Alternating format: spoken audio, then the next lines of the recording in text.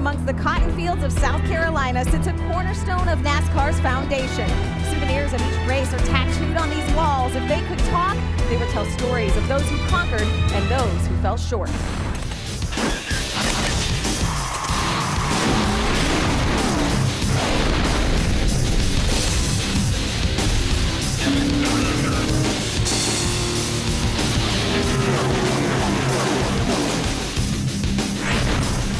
Bodine hit the high note in Nashville. The rest of the field was left singing the blues. Well, it appears to be a four-man race, but the ones chasing him aren't the names you might think. This year, it's old school versus new guard. Never have I seen a finish with so many passes in such a short track in such a short time. I can't remember ever seeing the end of a motor race being as exciting as that. Elliott is practically coasting through 3 and 4. Dale Earnhardt goes around the out-of-fuel Bill Elliott, and Dale Earnhardt is going to win. Oh, my goodness. Can you believe it? A half a lap, about 3/4 of a mile, and Bill Elliott would have gotten the checkered flag. Here he goes. Look here. Oh, they make contact. Oh, and they make contact. They go down into the corner side by side, and Jeff Gordon will make a challenge. But Jeff Gordon wins it. Jeff Gordon wins the Winston Million. Side by side. Somebody's got to give. Getting into turn 1. Oh, baby. I'm telling you, Kurt Busch is not going to give up the win. Ricky Craven's not going to give up either. It's going to be a drag race. Wow. They touch. They touch. Craven got him. Craven got him. What a finish. Darlington is dripping with history. Some of the greatest finishes in NASCAR happened right here. Now, after a 6-year absence, the Camping World Truck Series is back in black. You're watching The Setup, presented by Polaris. Hello, everyone. I'm Krista Voda, and I am standing in one of the most feared places on this racetrack between the ultra-tight turns of 3 and 4. Now, I may be dressed in black, but this is the lady in black, and she earns that nickname every time. In fact, behind me on these walls, there are the Darlington stripes, and those are just from today, practice and qualifying of the trucks. You know, it's been 6 years since the trucks were here, so there is a lot of anticipation. But after what happened last week, there is also a sense of urgency. Now, Nashville is usually a place of tempo. Last week, it was tempers. Here's a look back. Music City met the Camping World Truck Series for round 2 this season. With prides and points aside, it was all about the guitar in Nashville. Bodine and Austin Dillon, Toyota and Chevrolet respectively on the front row here this evening. Green flag is in the air. Wreck on the racetrack. Johanna Long in the 15 involved in this. Top 09. Man, he was dropping like a stone. There had to be something wrong with that truck. It was flat, Michael, so Todd really got lucky to get that caution and get here to the pits. Big crash. Crash for Mario Goslin in the number 12. This is going to be a huge break for Todd. It's like Mario's mad at somebody. He's looking for somebody. He's going to tell somebody what he thinks. With strategy and a strong truck, number 30 continued to run number 1. Well, we're back like we started. Top 09 started on the pole. But everything else has changed. The whole complexion of this race has changed. Is anybody close to it time-wise? Nope, not even close. Looks like he's got the preferred line down in the corner, but look at Eichler drive hard into the corner. Oh, trouble. I almost had Justin Lofton and Brian Eichler laying in my lap. This is a statement tonight, man. This is how you go out and grab a championship. A Sam Bass decorated Gibson guitar goes to the winner, and that tonight will be Todd Bodine winning at Nashville Superspeedway. Never give up. Great job, boys. Love y'all. Proud just to be part of this team. But just keep doing this. Get us a little guitar. Bodine's lead is now 174 points. That's the second largest lead with 11 to go. But the guys behind him are hungry. None of the drivers in 2nd through 6th have won a championship before. And those 5 drivers are separated by only 120 points. Ray Dunlap is standing by with one of them. Krista, I can promise you, Eric Almirola has not given up. And tonight you have a truck that you've used to win 2 races this season. But what did you learn at Dover or Michigan that can help you on this terribly tough track? Nothing. Nothing. We have, you know, quite a bit different setup from both those racetracks and then into here as well. So just really proud of all the guys on Graceway Pharmaceuticals team here. The R51 Toyota Tundra is pretty good. I felt really happy with it in race trim. Qualifying, I just got a little bit loose you know, I think that costs a shot at the pole. But track position is going to be really important tonight. We run so hard and so close to the fence that if you get tight, it's going to be easy to get into it. So our focus is to try and keep the fenders on it for at least the first 3 quarters of the race and then go after it. Okay, good luck to you tonight. That's Eric Almirola, and Adam is standing by with the guy who was fastest in time trials. And that would be Timothy Peters. He knows how to get it done at the most magical places. Last fall, you won at your home track, Martinsville. Earlier this year, you won at the track, Daytona. On the pole tonight for the oldest track. How special would this one be at Darlington? It would be very special. You know, watched a lot of races here, but never actually got to compete on it till tonight. Got to do the tire test in March. Really helped me for today and this weekend. You know, but our Apex Tools family of brands, Toyota Tundra, has been good ever since we rolled off the liftgate. And Jeff Hensley and all the guys on this team do a great job week in and week out. The guys back at the shop, fab shop, suspension room, guys that help us put these trucks together while we're on the road. I mean, it makes my job a lot easier. And you know, it's really cool to hold up that flag and it says Darlington. You know, when we were fortunate enough to sit on the pole at ORP and it said Indianapolis on the bottom, I thought that was very cool. But to come here knowing the history and the people that's won the $1 million here and to see Darlington on the bottom of that, it's real special. Another special place, another special moment for Timothy Peters. Krista? Thanks, Adam. Yeah, keep your eye on those two. Peters and Almirola both did the tire test here. They may have an advantage. You know, this track actually has 2 nicknames, the Lady in Black and the track Too Tough to Tame. Well, 2 drivers who come in here anything but tame, Brian Eichler and Justin Lofton, after tangling in Nashville. There's Lofton in the 7, Brian Eichler on the outside in the 18. Oh, trouble! That was a knife save by Brian Eichler and Justin Lofton. This is after the checkered flag flew. You see Lofton letting Eichler know not too happy. You know, we weren't like we were racing for the win there. We're racing for about 10th, I think. So just uncalled for, you know, these things already having a difficult night, struggling a little bit, and no need to tear these trucks up. I mean, it was hard racing. I don't know if it was necessarily clean. He kind of pinched me down when the 01 didn't move down as far as he should have, and he just kind of kept pinching me. I mean, he's just trying to block, but I'm racing for points.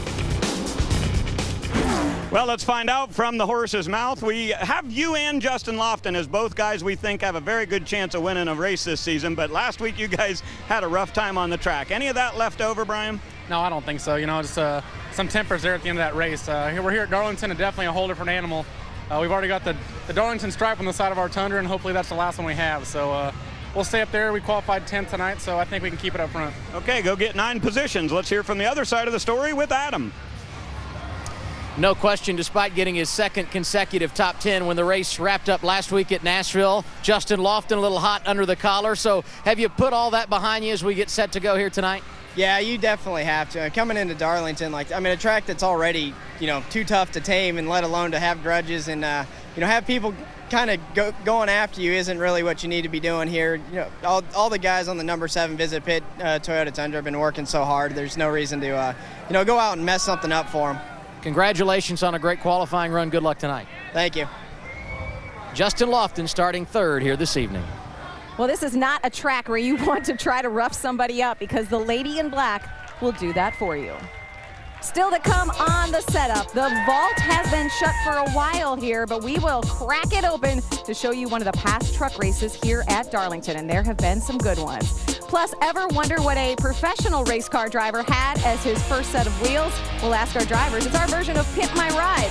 And we will sit down with rookie Brett Butler. What? You don't know much about him? Well, you will. More of the setup from Darlington right after this on Speed.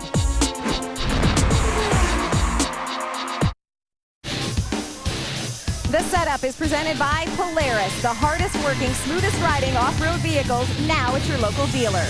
And brought to you in part by Camping World. Visit Camping World's RV Spa for all of your detailing and refurbishment needs. We are your cleaning professionals. And by Edge, the leader in performance electronics. Earlier today, Austin Dillon cast a line for a good cause. As part of a special partnership with the Outdoor Dream Foundation, Dillon is giving 2 young boys an outdoor experience of fishing and racing. Earlier today, Dillon and his guests, Derek Hanna and Tyler Vickery, went fishing at Ramsey's Pond here at the racetrack. Derek overcame a heart virus while Tyler received a heart transplant 2 years ago. And here's a look at Ramsey's Pond, located at the racetrack. This is where Austin Dillon caught that gigantic, humongous, enormous fish you just saw. Welcome back to Darlington. Austin Dillon has never raced at this track. A handful of our drivers have, whether in Cup or Nationwide. In fact, only 7 in this field have raced in a truck here. But the old lady has gone through some changes, including new pavement. So even the drivers who've raced here before may not have raced on this surface. What's that? You want a little taste of some of that old Darlington truck history? Let's crack open the vault and go back to the year 2002.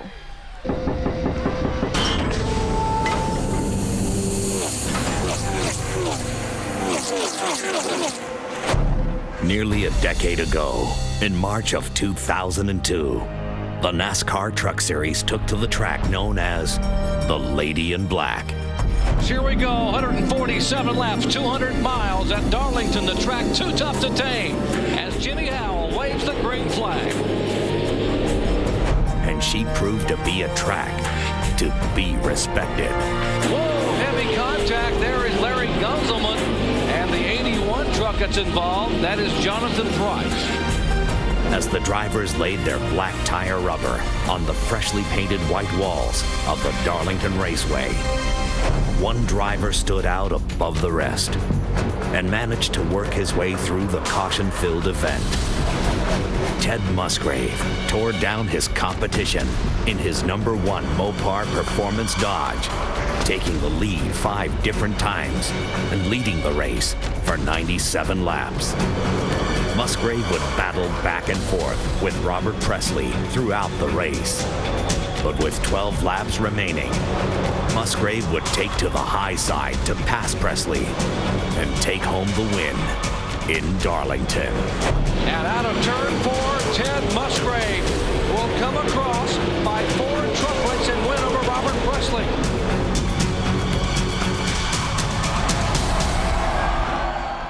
Well, no doubt there's been some great moments in Darlington history. One of those, a win for this guy in the Nationwide Series. But the big question for you is, how aggressive can you be here tonight with a great points lead? Do you race this to win or to survive? We race to win. That's what we do every week, and we're not gonna change the way we do things just because we're leading the points. Now, if we get down to the end of the race and we got a truck that is going to finish 4th, well, that's what we're going to do. I'm not trying not to put ourselves in a position to take ourselves out of a good points run. So, you know, it's always in the back of your mind. You have to think about it. You have to be aware of it. But, you know, we're still here to win races and do a good job for our team. These guys work hard every week at Germain Racing.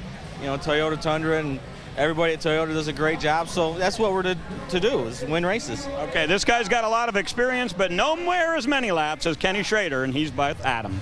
Nearly 15,000 laps at this track for Kenny Schrader, and I don't know if you know this or not, but 3 of the 4 winners here have been in their 40s, so experience does mean something. How can you make all of yours pay off tonight? Well, I mean, it's definitely a help here. But, you know, there's some other guys that have been here for maybe not that many laps. And the kids we got in the truck series right now, there's a lot of them in good trucks, and they're doing a heck of a job. You know, Austin Dillon's watched as many laps here as I've run, if not more. So, you know, it's not going to hurt us none, but we'll just have to see what happens. 4 consecutive top 10s for Schrader in the 2 truck. He'd love to get a win tonight, Krista. All right, thanks, Adam. 15,000 laps, that's impressive. Well, she bites, she spits, she tears grown men apart. Now, I know the guys upstairs are intrigued after hearing that. The NASCAR institution is Darlington, so let's go to our professors, Rick Allen, Phil Parsons, and Michael Waltrip. And remember, boys, she bites. Well, sometimes hard. Adam just used the word experience. We just saw from Todd and heard from Todd and Ken Schrader. How big is experience for tonight's race? I don't think there's any substitute for experience. There's no secret is the fact that Ted Musgrave won here. Bobby Hamilton won twice, and Casey Kane, who was a Cup regular at the time, even though he's a little bit younger, won. But it takes experience at this racetrack. Timothy Peters, I know he's fast. He did the tire test. He has a fast track. He's sitting on the pole, but he hasn't run out there with 35 other trucks around him, Michael. And I'm telling you, it's, you know, this racetrack looks narrow because it is narrow. This racetrack's only about 27 feet wide, and these trucks are about 8 feet wide. Yeah, and Krista, you're right. She's a biter. She'll get you. And what I love, though, is the experience that Austin Dillon has, Rick. He's never raced here, but like Schrader said, he's watched it his whole life. And I think a kid like him in a fast truck, knowing what to expect by watching all these races, but yet not having the experience of some of the bad times these guys have had here, that might be a key to Austin Dillon winning this race tonight. What he doesn't know might not hurt him tonight. Maybe he won't get bit as bad as the other drivers tonight, Krista. Okay, yep, she bites and she spits. Did I mention that? She is a rough one indeed. Well, whether you're a car guy or girl or not, chances are you remember your very first set of wheels. But what happens if you're a guy or girl who makes a living driving one?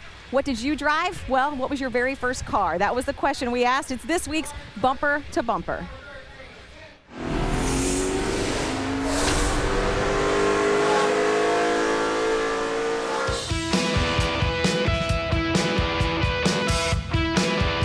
My first car was a 1977 Chevrolet pickup truck. My very first truck that I had legally when I got my driver's license, I got it a year before my driver's license, was a 55 Ford pickup truck, and I still have that truck, so that's pretty cool. Dodge Charger SRT8, and I was 16 when I got it, and it was really fast. They have like 435 horsepower, and I didn't keep it very long because I realized about 6 months later that a 16-year-old race car driver probably shouldn't have that fast of a car on the road, so I traded it in on a Tahoe pretty quick. 1991 GT Mustang 5.0. My first car was obtained when I was like 5 years old. My dad bought my mom a 1975 Trans Am, and somehow it got a 78 front clip on it, which is awesome. I call it the cat eyes. My first car, I had to share a Nissan pickup truck stick shift. That was my wheels to get back and forth to school. My first car was a 72 four-door hardtop Chevelle. Now what makes that significant, it's a hardtop. It has no post between the doors, so it was a great party car. It had rusted out holes and the springs were all wore out, so it sat real low, and we'd all just pile in that thing and go to the movies or do whatever. So what were our first cars? Ray had a 73 Caprice Classic. He paid $116 for it and then put in a $400 stereo. Rick actually paid $9 more for his 66 Mustang. Phil turned his 73 Plymouth Satellite into a taxi cab. It had no stereo. Michael had a 72 Ford Gran Torino, a four-door. Adam had the big car, a 78 Pontiac Bonneville. And I had the Vet. Well, it was a Chevette. Very cool indeed. Hey, David Starr is one of the 7 who has raced a truck here before. In fact, he's finished top 10 in each of his 3 Truck Series starts at Darlington, but he's also started in the top 10 in each of those outings. He won't do that tonight. All these fans know this is one of the toughest tracks. They are so excited to have the toughest series back. More of the setup next. The setup is presented by Polaris, the hardest working, smoothest riding off-road vehicles, now at your local dealer. And brought to you in part by Damp Rid, because the key to mold control is moisture control. Control them both with Damp Rid. Who was rocking and rolling in Music City last week? Time to give a thumbs up to some of our drivers. Ron Hornaday had won at Nashville before, but not this time. But a top 10 was a welcome change after finishing 29th the week before. Ryan Eichler made his 5th start of the year and scored his 4th top 10. Very impressive. Mike Skinner is trying to inch his way back up in the points. In 11th is good. It kept him 8th in the standings. And Donnie Leah loves Nashville. At least he does after turning in a season best 12th place finish. Darlington Raceway has been around for over a half a century. If it's happened in NASCAR, this place has seen it. Welcome back to the setup presented by Polaris. We're getting the track ready. You hear the jet dryers coming up behind me, so we will soon be racing. You know, as tough as this track is, it's even tougher if you've never been here before. That's the case for several of our drivers, including rookie Brett Butler. So how did a high school wrestler from Georgia end up in racing? His story is beyond the stripe.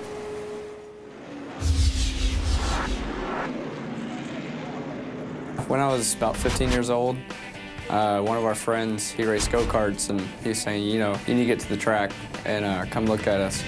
I race these go-karts. So we went and we looked, and next week we ended up buying 2 go-karts, a trailer, and did that for a few years and just moved our way up. Me and my brother are pretty competitive.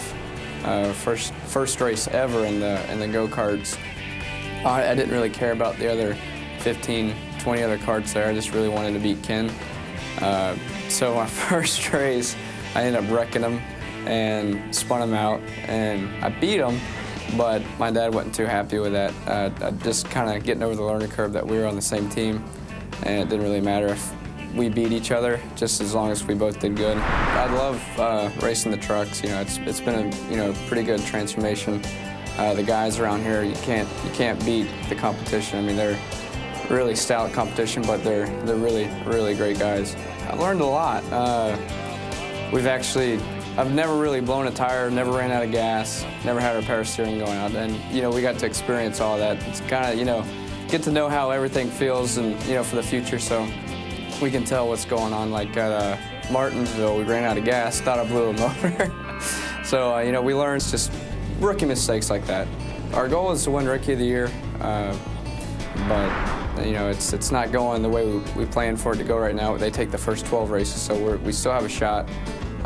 Just really trying to learn as much as we can for next year, and just use this as a good stepping block. You heard Butler talk about things he got out of his system this year. Well, there you see his Darlington stripe. He actually got that during qualifying right here in turns 3 and 4. Well, Butler is a rookie. Even veterans fear this place. Matt Crafton said when asked about Darlington, "I can't wait to get it behind us. It might not be in the same league as Daytona or Talladega, but it's close." Speaking of close, we're close to racing. We will be even closer when we return. You are watching the setup. Trucks back at Darlington for the first time in 6 years. You'll see them race next. Up on the Speed Report Sunday night. Well, the lady is getting restless. She has been waiting 6 years to meet up once again with the trucks. Now she and these drivers get their chance to dance. It happens right now on Speed.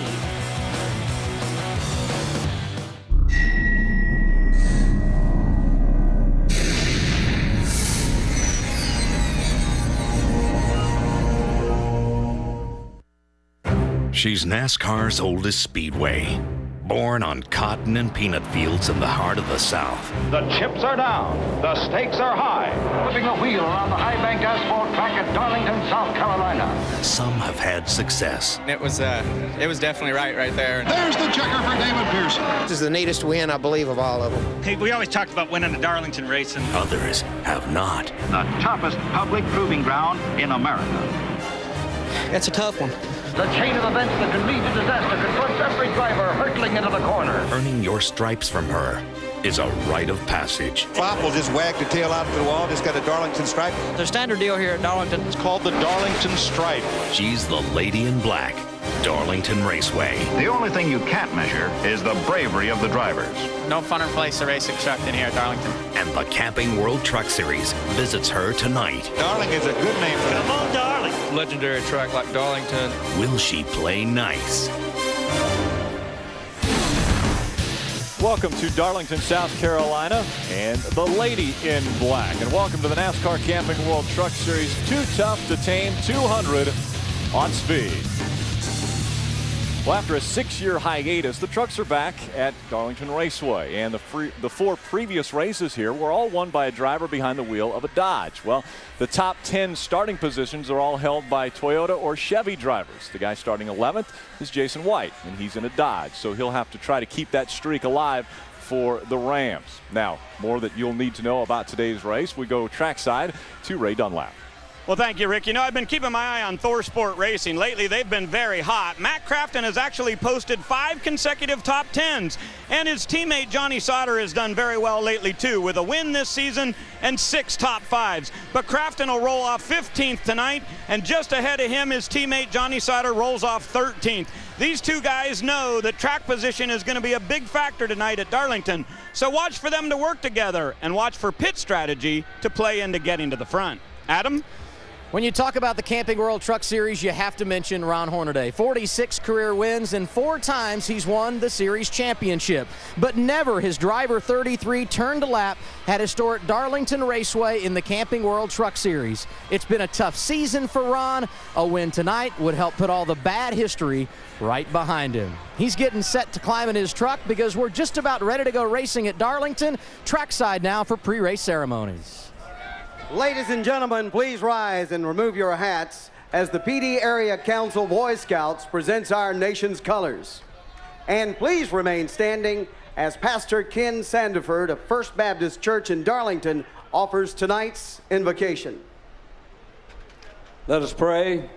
Father, we thank you for this wonderful day, and we pray now that as these crews and these drivers compete for the win tonight, Lord, that you would watch over them, and these fine fans that have come to just celebrate this time as well, just keep them safe. And Lord, we pray for those service personnel that serve us each day here in our country and in the othermost parts of the world, and their families as they sacrifice to serve us, to give us this freedom. And we pray now that we will be willing to accept those blessings that you have for us. In Jesus' name, amen. And here to perform our national anthem, the lead singer of Speed's Fast Track to Fame champion, Midway Blue, please welcome Warren Stone. Oh, say, can you see by the dawn's early light what so proudly we hailed at the twilight's last gleaming, whose broad stripes and bright stars through the perilous fight o'er the ramparts we watched were so gallantly streaming, and the rockets regular, the bombs bursting in air, gave proof through the night that our flag was still there. Oh, say does that star-spangled banner yet wave? Oh, the land of the free and the home of the brave.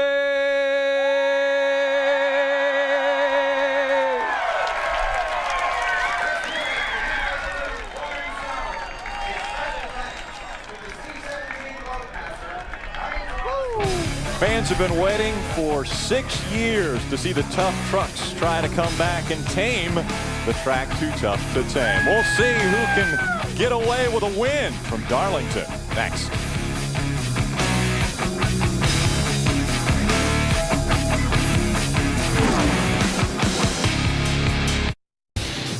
The NASCAR Camping World Truck Series on Speed is brought to you by Camping World. Visit Camping World's RV Spa for all your detailing and refurbishment needs. We are your cleaning professionals. By Royal Purple, the performance oil that outperforms. And by Toyota. Welcome back to Darlington, South Carolina. And the Lady in Black. And now we go to our Lady in Black for the Polaris resetup. Krista? Thanks, Rick. A lot of storylines. For one, a relatively young guy, Timothy Peters, is on the pole with a rookie, Justin Lofton, alongside. This track does not usually reward youth. Maybe these two have her number. Some other storylines to keep an eye on. Cowboy Kevin Starlin, crew chief, is here. The 15 truck is not. The Billy Blue team will be back in 2 weeks for Chicago. In the meantime, Cowboy has been loaned out to the 50 of TJ Bell. Germain Racing announced that they will put full-time teams together next year for Max Pappas and Miguel Paludo. Both drivers will do a handful of races still this season. Paludo, a Porsche GT3 champ from Brazil, will be in Bristol next week. One phrase you're going to hear a lot tonight, self-discipline. You need a lot of it to survive this track. You know, some tracks are referred to as a thing or an it. This is a she. And boys, she's a saucy little thing. Well, we have a lot of discipline up here, so we're in good shape today. Rick Allen, Phil Parsons, Michael Waltrip with you once again. Now, Phil, we watched qualifying earlier today, and a lot of guys broke the track record. What do you think we're going to see tonight with this race? Well, that's because of this new surface. This racetrack was paved since the trucks have been here. They ran about 3 miles an hour faster for the track record. 20 laps into this race, they're going to be running 20 miles an hour average than what they did on the old surface because of the abrasiveness. The old surface, it's not there. This is fast laps, lap after lap. Yeah, 17 guys broke the track record, so we know the speeds in this track. And when you go fast, you run out of room sooner. I mean, the groove is maybe a couple of truck lengths wide, and these guys will be pushing for all they can get, and sometimes you run into things when you do that. Well, we've waited long enough. It's been 6 years since we've run the trucks here. Let's get the engines fired, and we go for the command. He's celebrating 61 years of service here at Darlington Raceway. Please welcome Mr. Darlington, Harold King, as he delivers the most famous words in motorsports. Ladies and gentlemen, start your engines. Fire it up. Crank it up. All right, light it up. Jason, you got copy? An incredible amount of history from Darlington Raceway. They started racing back here in 1950. So a lot of history. Will history be made tonight? Can someone other than the Dodge driver win? We'll have to stick around.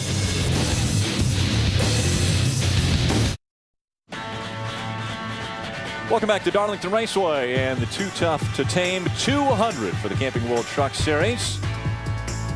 It's ending up being a pretty nice night. 79 degrees, mostly cloudy, but the dark clouds have moved off away from the racetrack, so it looks like a pretty good forecast for tonight's race.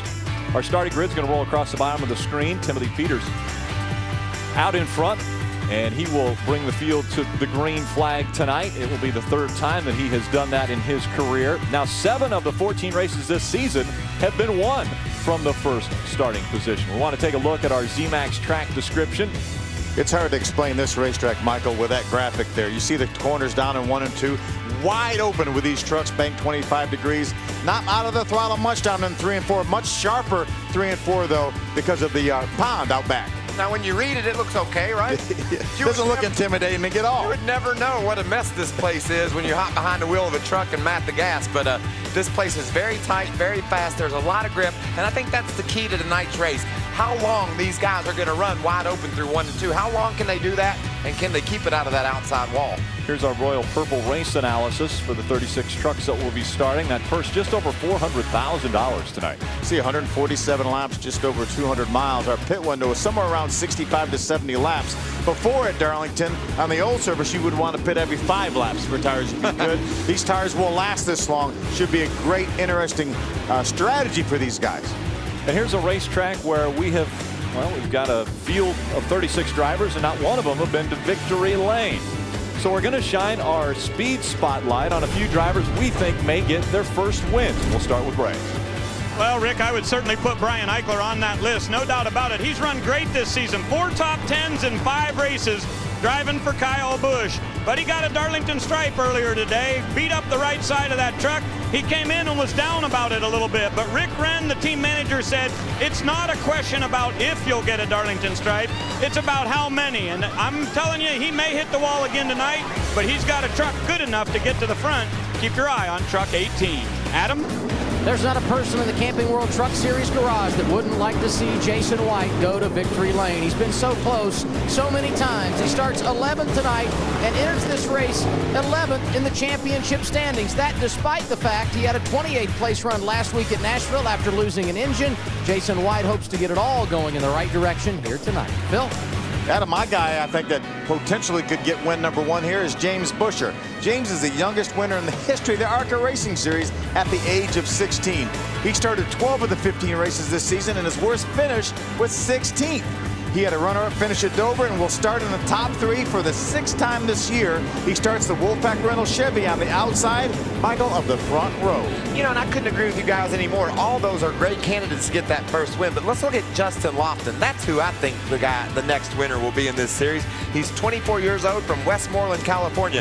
He won the ARCA Series Championship in 2009, winning 7 races and 41 starts in his ARCA career. So this kid is fast. He likes this racetrack. He could be the next first-time winner in the Truck Series. Guys, a developing story with the number 2 truck of Kenny Schrader. Adam, what's going on? Well, Rick, the truck would not fire when he got set to roll off a pit road. That's disappointing because Kenny had qualified in the 6th position earlier today. So here is what they have done. They pushed him down the pit lane into his pit stall, and they have changed the battery. The truck is fired, and he is pulled away. That's the good news. The bad news is what they did, deemed a pit stop by NASCAR prior to the green. That means he will have to drop to the tail at the start. We know how important track position is here. Kenny Schrader has none of it as we get set to go green here this evening. Well, if there's any driver here, Michael, that can overcome this poor starting position, it's Kenny Schrader, with the most experience of anybody here on this racetrack. Do you have to get creative with pit stops now? I don't think so, Rick. You know, I think he's got a good enough truck where he can just race his way methodically through the field, put himself in a position to get up in the top 10 when it comes time to pit. So I believe he can just stick right to his strategy. He probably doesn't mind as much starting in the back, like you said, Phil, as a lot of guys would, because he's just saying, that's part of it. We'll start back here and clip our way through. Old guys have this sense of not having urgency. Yeah, he's calm, no urgency early in the going. You know, they're not going to pay any money till the end. And as they cross the stripe, we are 1 lap away from going green. And before that green flag flies, let's go to Ray Dunlap for his thoughts before green. Well, thank you, Rick. You guys talked a lot about experience, and I want to add Todd Bodine to an experience list. When you look at his numbers at Darlington, pretty impressive. A win in the Nationwide Series, and how about 6,665 laps run at this racetrack? But the big number, I guess, is 0 laps led so far in the trucks. I think that'll change tonight. Truck number 30 to the front in just a while. Adam? And Ray fans at home may ask, why do Phil and Michael have so much confidence in Ken Schrader driving from the back to the front here tonight? In one word, it's experience. He has 43 career starts here in the Sprint Cup Series. 3 times he started a truck here, each one of them resulting in a top 10 finish. Driver number 2 has turned nearly 15,000 laps at this facility. He is confident despite the little miscue prior to the start in tonight's race. I too believe he can get to the front. It's time now to sit back and watch him make the run. Rick? Well, he's got 147 laps to work his way methodically to the front. We'll see how long it takes him. He's got a very good truck. It was good in practice and qualifying. Now we'll see how he does when the green flag flies. Remember, these guys had a couple of practices today and qualifying. Very few trucks ever ran side by side, ran together. They're going to get down to turn number 1. They're going to expect to run through there wide open, and they're going to have a bunch of their friends right around them. Yeah, if someone said you're going to run side by side in practice, they'd say, what? I'm not running side by side in practice, but that's what they're getting ready to do now. Timothy Peters, your pole winner, comes to the stripe. The green flag goes in the air. We're underway from Darlington, South Carolina. Mike Skinner got in the back of Brian Eichler there on the start. I don't know if it's going to cause Skinner any problems with his radiator or his cooling of that truck. He's definitely made some contact.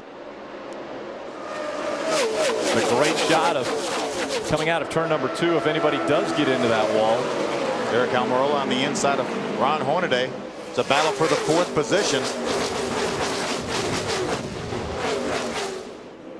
Leading the first lap is going to be Timothy Peters. In the number 17, Justin Lofton moves up to the 2nd spot. James Busher, Ron Hornaday, Eric Almirola are your top 5. I'm a little amazed we got through turn 1 without any contact or significant contact. Well, these guys have circled this race on their calendar. Everybody wants to race at Darlington. A trophy from Darlington is one of the prized possessions you'll get as a NASCAR driver. So they've been thinking a lot about this race.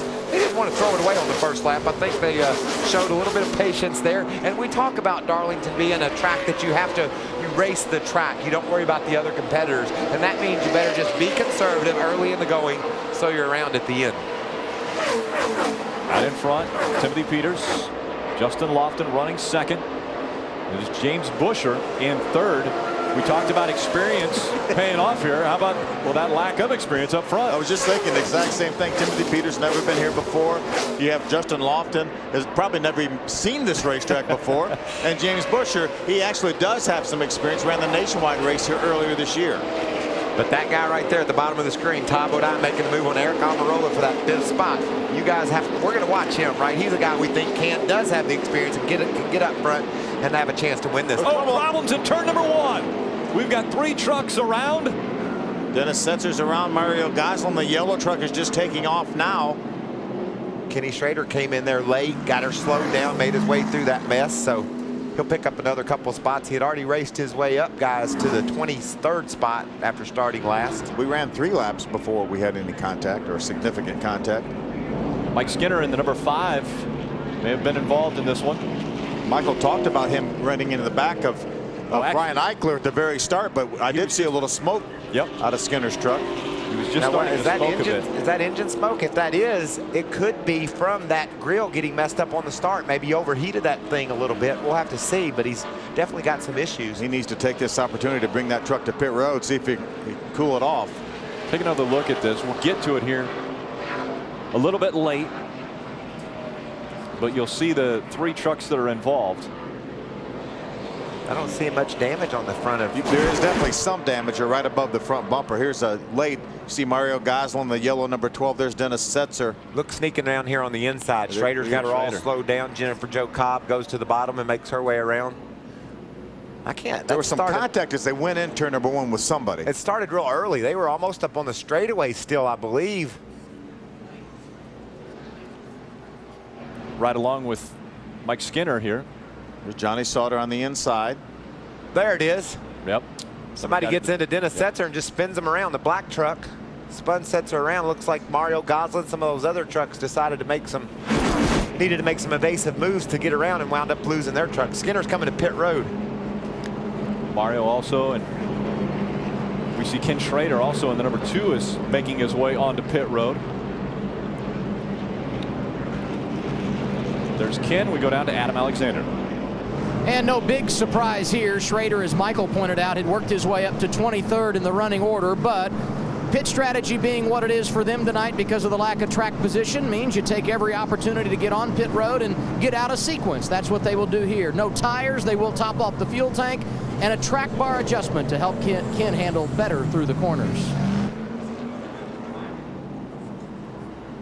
You remember on the start of the race, I said there was some contact with Skinner. He ran in the back of Eichler's truck.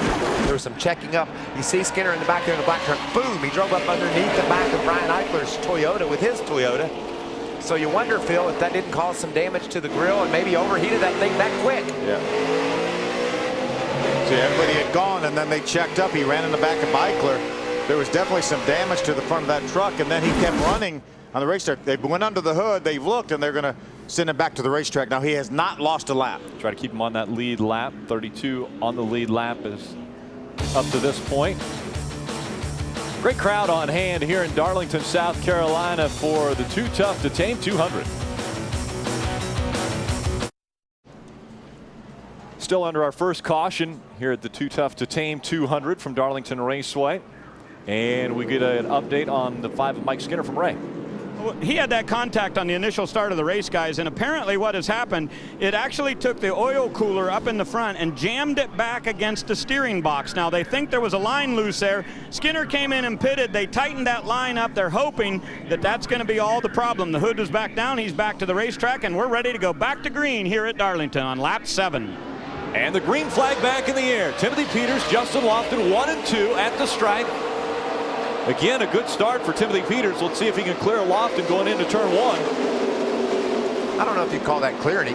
He cleared himself. Lofton had a pretty good run into that corner, and Timothy just moved up a little bit and took the line away from Justin. But that's how you got to do it here at Darlington. And that was his teammate, so he kind of hoped he would get a little bit of a space there. Uh-oh. Looked like Austin Dillon almost got in the back of Stacy Compton. Jason White was down on the inside trying to make the move, and Austin decided he needed to get in the corner a little bit deeper to hold off Jason, but the only problem was Stacy was there. Matt Crafton took a look to the inside of trouble. And around goes Jason White. Can he keep it pointed the right direction? He stays in the gas. Now he's down on the apron. He actually forced the three of Austin Dillon into the outside wall. They were racing together. They made some contact when they got down in the corner. Jason turned around, but Austin did make some contact with the outside wall. So Jason White almost goes Come around, in right but away or saves go it. around. If you didn't blow no tires, you need to go around. Go around if you didn't blow anything. Take another look at what happened.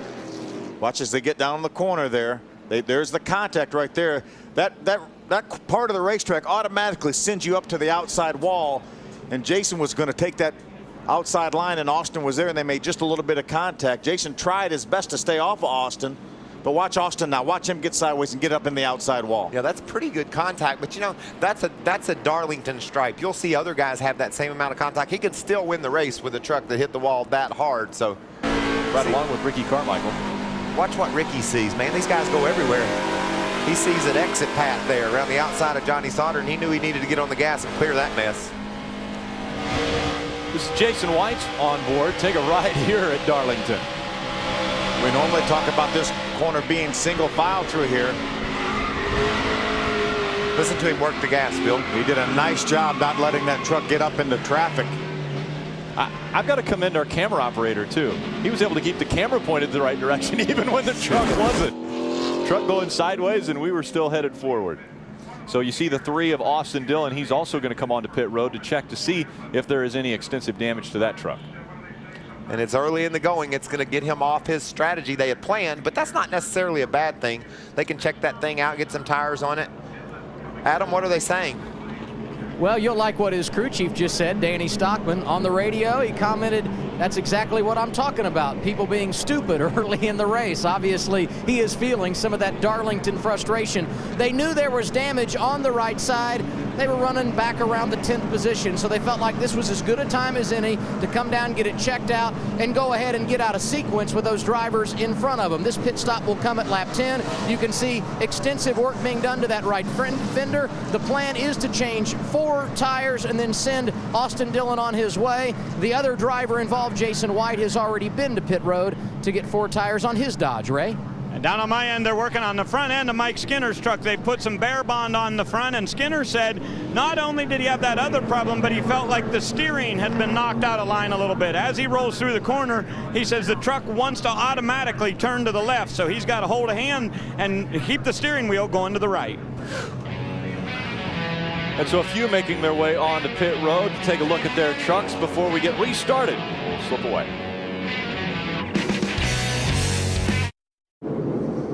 And the field working their way through turns 3 and 4. We're about to go back to green flag racing from Darlington Raceway. And a Too Tough to Tame 200 for the NASCAR Camping World Truck Series. You know, we're only 11 laps in, and 3 guys I thought could win the race have already gone to pit road in the back of the pack. The 2, the 3, and the 5 of Mike Skinner. So green flag back in the air. Let's see if Timothy Peters, he has a great restart. He's bringing Ron Hornaday along with him too. Ron will grab 2nd spot away from Justin Lofton. Eric Amarola down on the inside trying to get 4th away. Some of that experience is working its way towards the front. And Ron Hornaday. A little side-by-side action. Eric Almirola on the inside. Brian Eichler on the outside. Man, that's so tough to do what Amarola's doing right there, squeezing down on the bottom of the racetrack, but he was able to stay off that truck to his outside. You saw Brian give him some room, though. Brian went way wide to give him some room down there. This is the guy I think we got to watch tonight. He was dominant last week in Nashville, and now looks like to me, Phil, he has the same type of truck here. Yeah, Ty Bodine you're talking about with that Germain Toyota. Stacy Compton just in front of Johnny Sauter. Both of these guys with some experience here. Not necessarily in trucks, but in other forms, nationwide and Cup Series. We saw Stacy Compton looking pretty good in practice earlier today. Really did. Had a great qualifying run. Qualified up in a 7th position. How about TJ Bell? I was watching him on the restart. They got ready to restart. And TJ was up in a 9th spot already. Started back in the 17th position, running right there in front of the 81 of David Starr. Nice little opening part of the race for this new team. I watched these 2 race off turn 2 a lap before, and they about crashed. So it looks like maybe Starr's got a faster truck, and he's going to make the move down on the inside of TJ off turn 4. Tried to do that off turn 2, and it didn't work out quite so cleanly. And he's not done yet, by the way. Ricky Carmichael right behind these 2 driving side by side. We saw how tough it was for Jason White to make that move down on the inside of turn 1 and 2, and it looked like David Starr's experience told him he needed to back off the gas and let that spot go for now, and TJ Belt drives away from him. Discretion, the better part of valor there.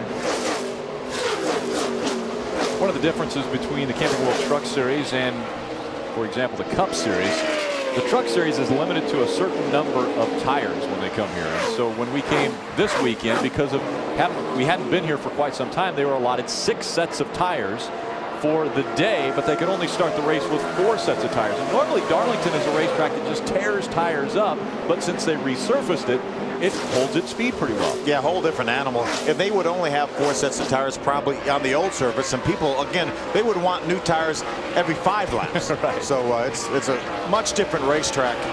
Very, very difficult, and still as challenging as ever, but you don't have to deal with a give up in the tires.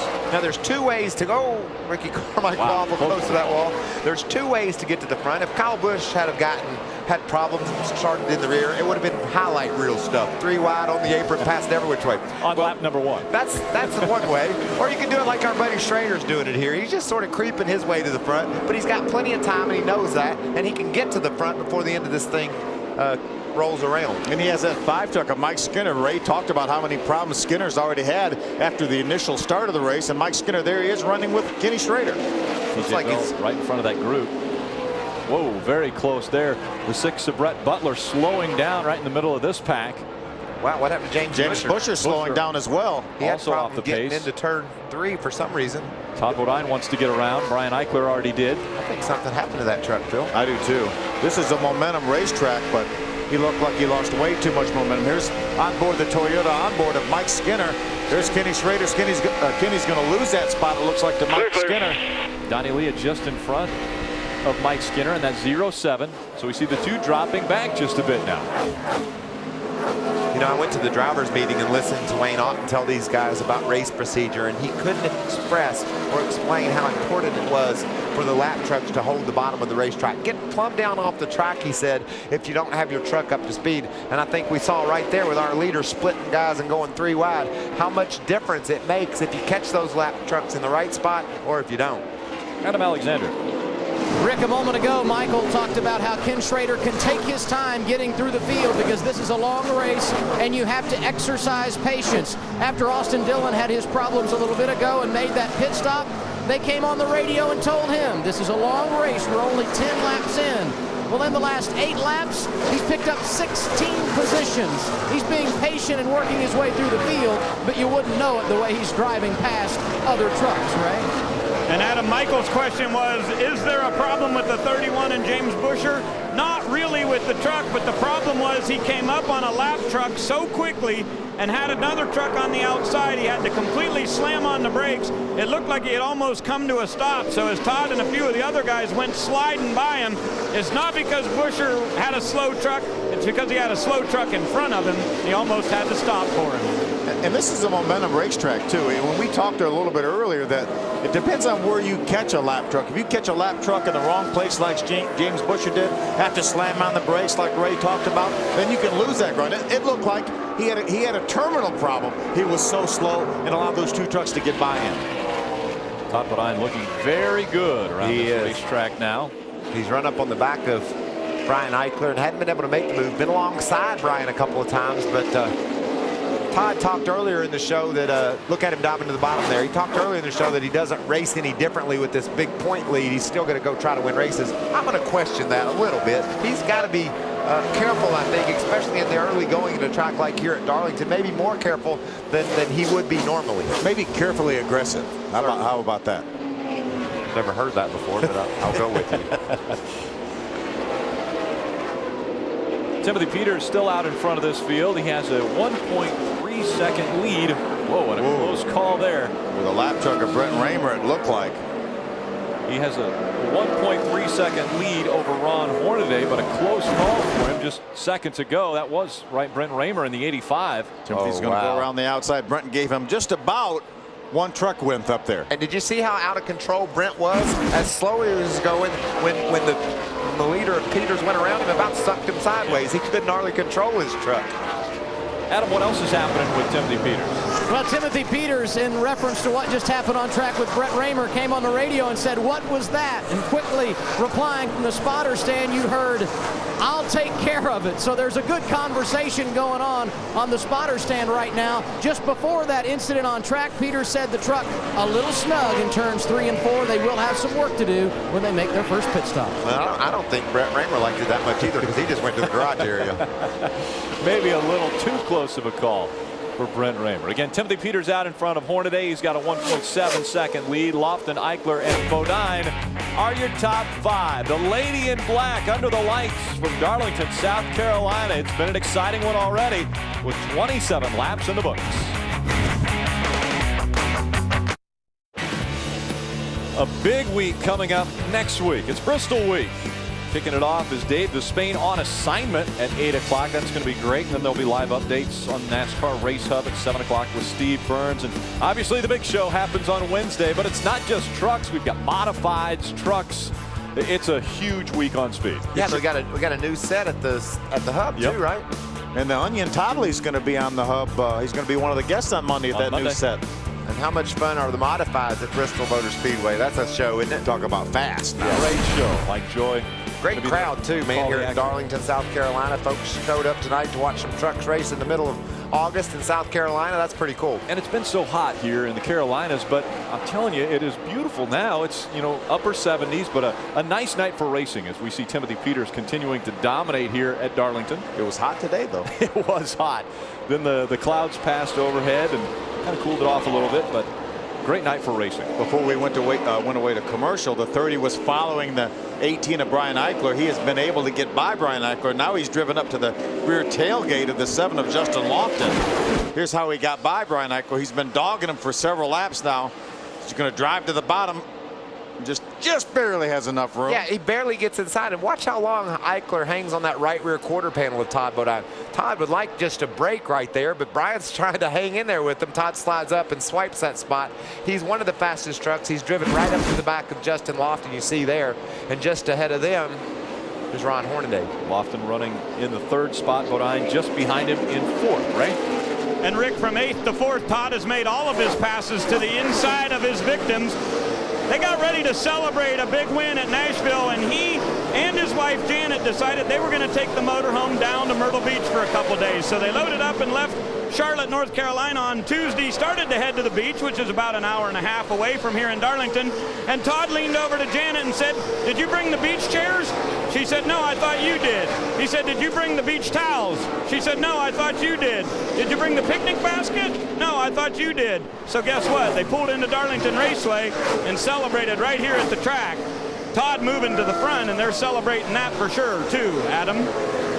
Sounds like the relationship you and I have, Ray. I have to pick up all the slack week in and week out. Todd Bodine has stolen a lot of the fun in 2010 for this driver, Ron Hornaday. But Horn feels like he can get a win tonight in his first ever start in a truck at Darlington. The report for him in the early going, tight in traffic. He's currently scored in 2nd after starting 5th earlier this evening. You know, there's about 900 of those stores at the beach that sell beach chairs and towels and all that stuff. Could take care of that. Yeah. You know, Hornaday said, you know, tight behind traffic, and I heard Brian Eichler earlier today in practice. I said, "Brian, what do you think about this racetrack and who are you learning from?" And he said, "Well, I was trying to follow some trucks around here, but once I'd get up behind them, my truck got so tight that it would push up." He said, "I just couldn't stay behind him." Is that maybe a situation that Hornaday is feeling when he gets up behind somebody, he gets aero tight? Well, I think it's more that you get your line taken away as well. I mean, visually, you're not hitting your marks exactly like you want to, because we said this track's real narrow, so a truck up ahead of you, it fills up almost the whole turn. So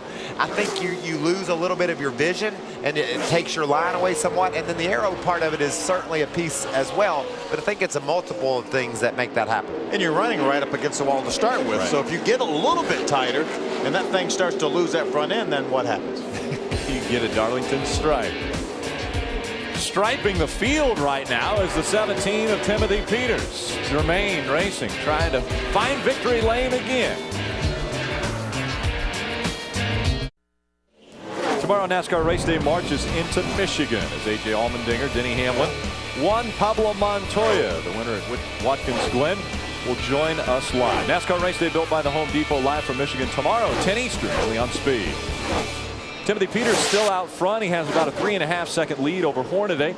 Bodine, Lofton, and Eichler are your top 5, and a caution has come back out here at Darlington. This time it's debris on the racetrack, and it's timed out pretty well. I think guys were probably thinking it's about time to get onto pit road. I was watching Todd Bodine. He's definitely thinking that. He had a run up to the 3rd spot and looked like he had something to challenge Timothy Peters with, but he's gotten really tight off the turns. When he leaves turn 2, he's losing all of his momentum over there. He swapped spots with Justin Lofton for a lap or 2. He was able to get back around Justin, but Todd's pushing. He lost this spot to Justin while we were in break, and I'll be darned if he doesn't drive right back around him. So, you know, Phil, we talk about this being a momentum racetrack. You make a mistake and have to get all the way out of the gas. I mean, somebody can drive right around you in a hurry. And that right there on the exit is where Todd's struggling. So they'll make some adjustments to that truck and look for him to pick up the pace. They can take some air pressure out of those, maybe out of that right front tire, put a little air in the right rear tire, or perhaps a wedge or track bar adjustment. They have many options that they can do. And you know what the cool thing is? They'll still make a pit stop in about 13 or 14 seconds, even though they're making all those adjustments as well. They're about to do just that as we see the race leader, Timothy Peters, bringing the field onto pit road. We go down trackside to Ray Dunlap. Trying to get a number on the tightness for the number 30 Germain truck. He said to his crew chief, Mike Hillman, I'll give it a 6 right now. So let's go ahead and make a major adjustment. They'll change the air pressure in the right rear and also do a chassis adjustment. Todd rolls in here, came to the pit road in 3rd place. Adam? And just in front of him, the driver you see middle of your screen, Ron Hornaday. He talked about his truck being tight. They will make a slight adjustment to try and help the handling there. Top of your screen, Timothy Peters started on the pole, has led every lap. He too said his truck was tight, but he said he had helped it by changing his line. Jeff Hensley was going to make a track bar adjustment. They have changed that, air pressure only. Timothy Peters came to pit road in the lead. We'll see if he can win the battle off of pit road for pit stall number 1. Indeed he can. Oh, it was close. Actually lost Hornaday a spot. got him. Hornaday got him by about a foot. Racing off of pit road there. So Hornaday moves up a spot. Peters drops back 1. Brian Eichler moving up a couple positions. Aaron's lucky dog goes to the tire monkey. Look at that monkey on there. I bet you that monkey's scared here. I mean, right out next to that wall at Darlington. No wonder it's screaming. Got turned around earlier in that incident. Certainly did. With Dennis Setzer. When the caution came out, there were 19 trucks on the lead lap. We'll see if anybody stays out and tries some strategy to get around back on that lead lap. Welcome back to the Too Tough to Tame 200 from Darlington Raceway. How about Ron Hornaday racing off of pit road and getting the spot away from the 17 of Timothy Peters. You see Timothy Peters in the pits. That line right in front of him. That line is not the speed time line. That one is right there. That's the pit out line, and that's how Ron Hornaday beat him to the line to get this lead on the restart. And he almost, even though his stop was slower because he had that pit box from qualifying on the pole, he almost kept that lead, but Hornaday was able just to inch him out by a few inches. And we'll see how well Ron Hornaday uses or chose the outside line here, spins the tires a bit now as a green flag flies. Timothy Peters may have the advantage when they get down to this corner. Ooh, I don't like where Timothy's at. I don't think either one of them are going to back off. And they did. Side by side for the lead as they come out of turn number 2. That is so hard to do what Timothy Peters did. He was aggressive. He tried to stay on the outside on the inside of Ron, and you know, it's so narrow, so tight, and Ron's going to pinch him down, and that thing will spin around in a hurry. Oh, we got one in the wall. Is that Aaron? Almirola's in the wall. See if he's able to continue on. He is. He lost all his momentum. I don't think that's enough to hurt his chances again of winning, but it's slowing him down at the moment. You know, some of these teams took some extra precautions about knowing the fact that they were going to get in the outside wall. I know Mike Skinner's crew chief Stacy Johnson said they put a 4x4 in the side of that truck to give them a little more strength back there in the right side of the truck. Oh, riding along with Mike Skinner, taking a look at that 51. And now side by side, Eichler was on the outside. Bodine trying to get by. He takes the 3rd spot away from Eichler. If Todd Spotter called him clear there, he's the best spotter I ever saw in my whole life. I think Todd just took for granted he was clear and moved up and took that spot away from Eichler. Here comes Stacy Compton. He's going by the 51. It looks like that 51's got some problems now. Yeah, it may have knocked the toe out of that truck. I don't think the body damage is necessarily what's going to hurt that truck. But if the front wheels now are not aligned like they started out, then that could hurt it. Oh, and look at it go back up the hill again. He's in the wall again.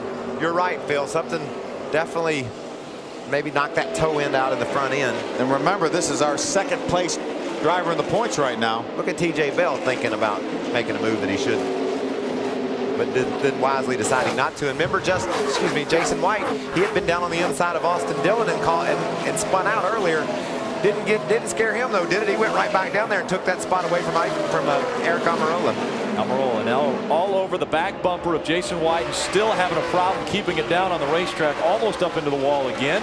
And we see TJ Bell in the 50 looking for an opportunity to get by that 51. Almirola can get down in the corner, but he can't get through the center of the corner.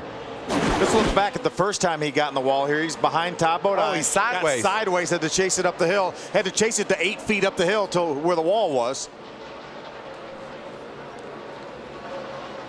This was the second time into the wall. He definitely has some problems. He's going to need another caution flag to be able to adjust on that truck.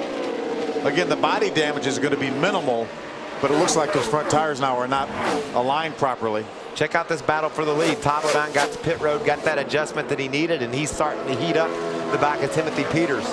You know, Hornaday out in front, but only by about 0.4 of a second. Timothy Peters, when he was out front, he was able to put about 1 second to 1.5 seconds between him and second.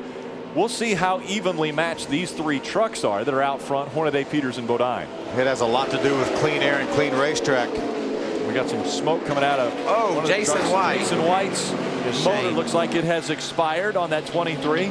Jason was in that 10th spot in the points. He's had an up and down year, a lot of problems getting to the finish at some of these races. And that's pretty much our hope for Dodge to continue the string here. Yep. Dodge won all 4 previous races, but that doesn't sound too good. No, not at all.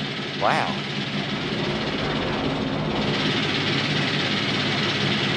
My buddy Schrader would say something really important inside of the engine broke. Yeah. Which is why we turn to him for all sorts of knowledge. Well, he's got that experience, you know. He does have experience. The hood going up on the 23 for Jason White. Right along. Yeah, some nasty sounds coming from the. Yeah, there's all sorts of things that are going the wrong direction in that engine. And he knew it. He was down out of the groove. Just as we thought, they're going to push him to the garage. Tough break for Jason. He came in here 10th in points. So he'll go behind the wall. That puts him with Raymer, Butler, Miller, Lafferty, Garvey, Jones, Hobgood, Jackson, and Oliver all behind the wall here at Darlington Raceway. How about that crowd? Enjoying a good race here. The Too Tough to Tame 200 will return in just a moment. It's Camping World's destination recreation.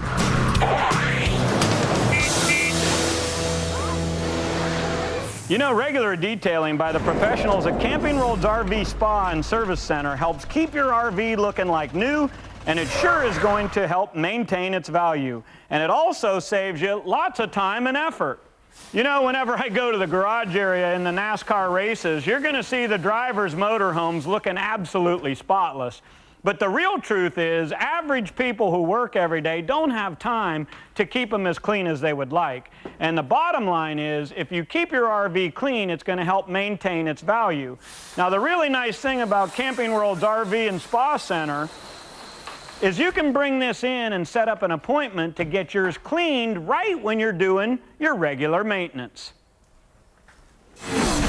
The Camping World Destination Recreation Sweepstakes is back and better than ever. More prizes and more chances to win. To enter, see the complete prize descriptions and the official rules. Visit campingworld.com/racing.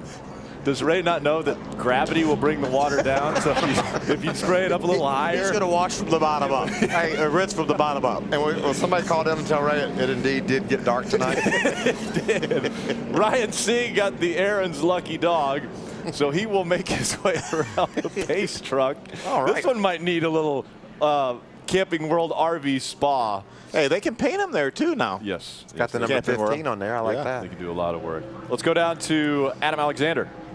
And a couple of different drivers making their pit stops here with lap 61 going on the board. This is the second time Eric Almirola has been down the pit lane. The first time they came in a lap ago, they changed right side tires and worked on that right rear fender and the spoiler. You can see them continuing work there. Also coming down the pit lane on this caution, the 2 of Ken Schrader. Of course, he had a great qualifying run, dropped to the tail after they changed a battery prior to the green, so they're a little out of sequence. They continue to fight problems with voltage, so they're working there and changing tires on the 2 as well. Yeah, they're back in the left rear corner of that truck. That's where the battery's located. They must be putting another battery in there. I would guess so. Probably the alternator may not be working, and that's why the first battery went dead. And obviously, without having an alternator to charge the system, it will continue to drain that battery. And he's real close to losing a lap. The field's coming off turn 4, and these guys don't look like they're wrapping up. There they go, coming to 1 to go. So it'll be important for him to get out of there.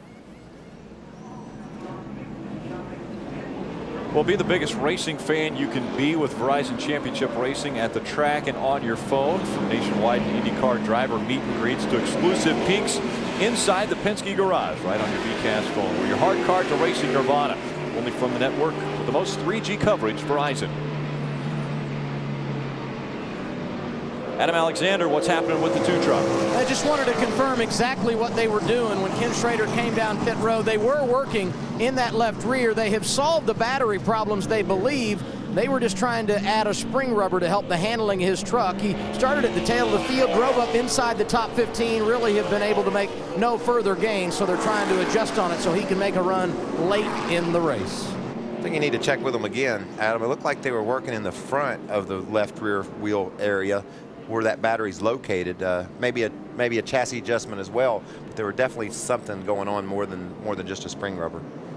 They may not have really secured that battery as well as they would have liked initially on the pace laps of the race, so they may have taken that time to secure that battery better.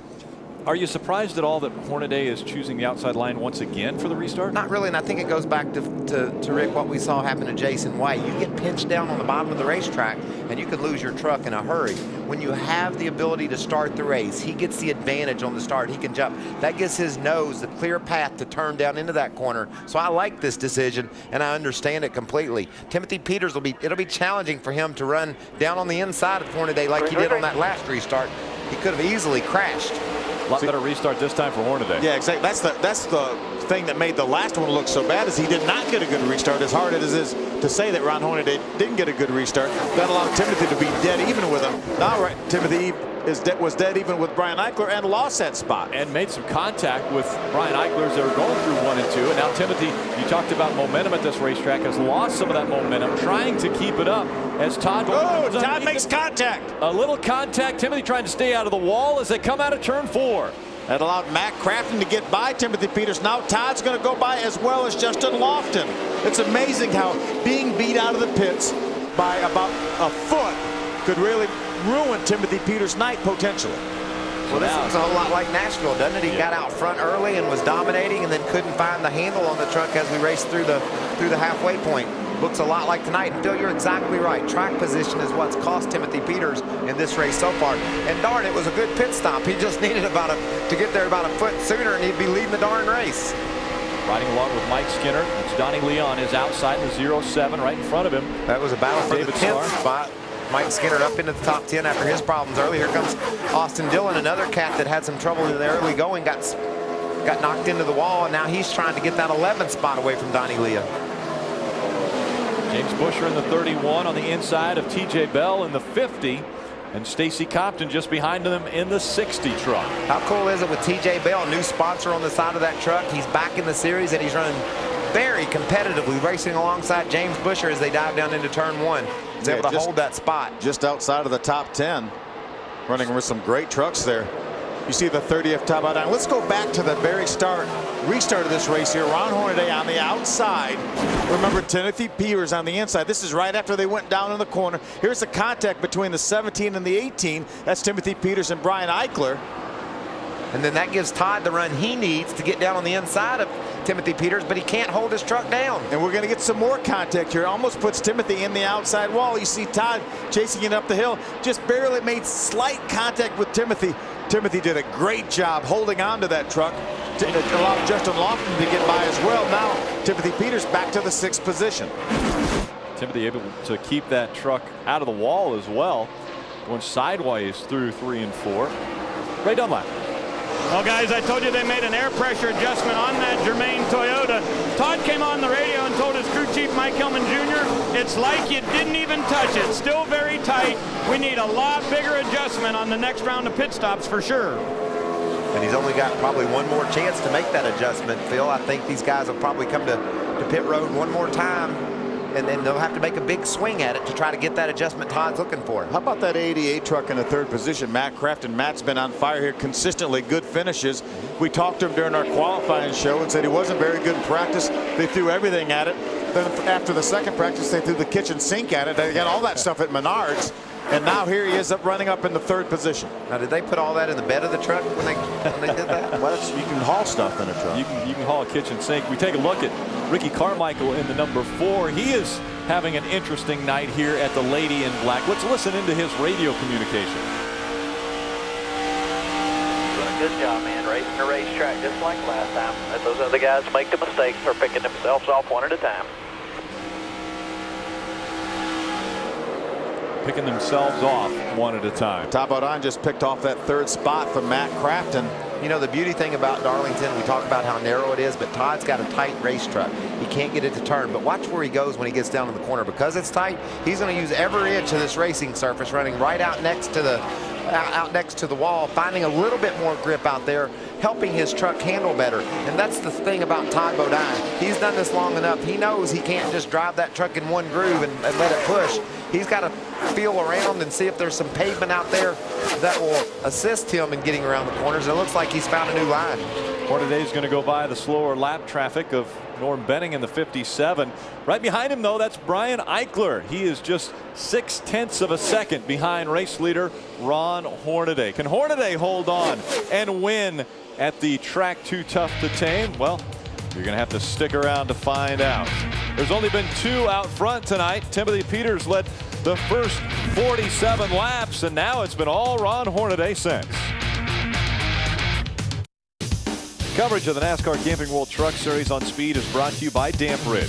Because the key to mold control is moisture control. Control them both with Damp Rid. By Allstate. Dollar for dollar, nobody protects the rider like Allstate. Are you in good hands? And by Dodge. Visit Dodge.com or your local dealer today. We're under the 5th caution of the night, and that is the reason why TJ Bell had some problems with his truck. Into the wall he went, and now here come your race leaders on pit road. We go to Ray Dunlap. Down on my end, Brian Eichler talking about wanting an air pressure adjustment. Crew chief Eric Phillips said only come if Hornaday does, and at the last second Hornaday ducked down there, so they'll go to work on this number 18 Toyota. Pack it full of fuel. This will be a 4-tire stop. For Todd Bodine, you see him on the bottom of the screen. He wants a bigger adjustment than they made the last time for sure. They're going to put wedge in the Germain Toyota. Adam? Top of your screen, race leader Ron Hornaday said I'm good in 1 and 2, tight in 3 and 4. Kevin Buskirk said we'll make an air pressure adjustment. It will be 4 tires and fuel. Hornaday pulls away. The last time on pit road, he picked up a spot to gain the lead. And it looks like this time Austin Dillon with pit strategy will be the first off the pit lane. Yeah, I would guess 2 tires for Austin Dillon, probably Stacy Compton as well as Kenny Schrader. Then I think 4 tires probably from there on back. You know, that had been about 27 laps, Phil, since these guys have been to pit road. And I think that was right on the edge of whether they even wanted to pit or not. And so certainly I think with this new surface that we talk about here at Darlington, 2 tires is a great call for these guys. Get that track position back that both the three of Austin Dillon. Watch the 17. He doesn't get rolling. Man, that's another bad break on pit road that has cost him a lot of spots. But the 3 and the 2 of Kenny Schrader had problems early, but now they've been able to gain that track position back through pit strategy. Good call. Double A. And just to confirm on Austin Dillon, it was fuel only, not right side tires. And I'm guessing the reason for that is they have already made a couple of pit stops tonight, taking tires. They may want to save a set for late in the race. So fuel only for Austin Dillon on this pit stop at lap 76, and he will be the race leader. So Austin Dillon utilizing some pit strategy. There you see the 50 of TJ Bell on the back of the hook. You see him into the wall there. Wow. It had the looks of maybe a cut down right front tire. Was that the whole race? I think there's more to this story. I think that he got into the wall there, maybe cut a tire, maybe got a fender in on a tire, and then wound up crashing into the wall. You can see there a lot of damage to the right front. So that was probably what caused, you see the brake rotors, the brake rotor falling apart, pieces coming off that truck. That was probably the reason why he hit the wall. There's the big hit. Yeah, yeah. Remember, he was running with Kenny Schrader the first time around when he scrubbed it. And this is the same part of the racetrack, and it took a lap for that whatever fender brace or whatever it was to rub that right front tire. There's your Aaron's lucky dog, Dennis Setzer, off pit road, back on the lead lap. Mario Goslin actually stayed out on the racetrack. He's credited for leading the last lap.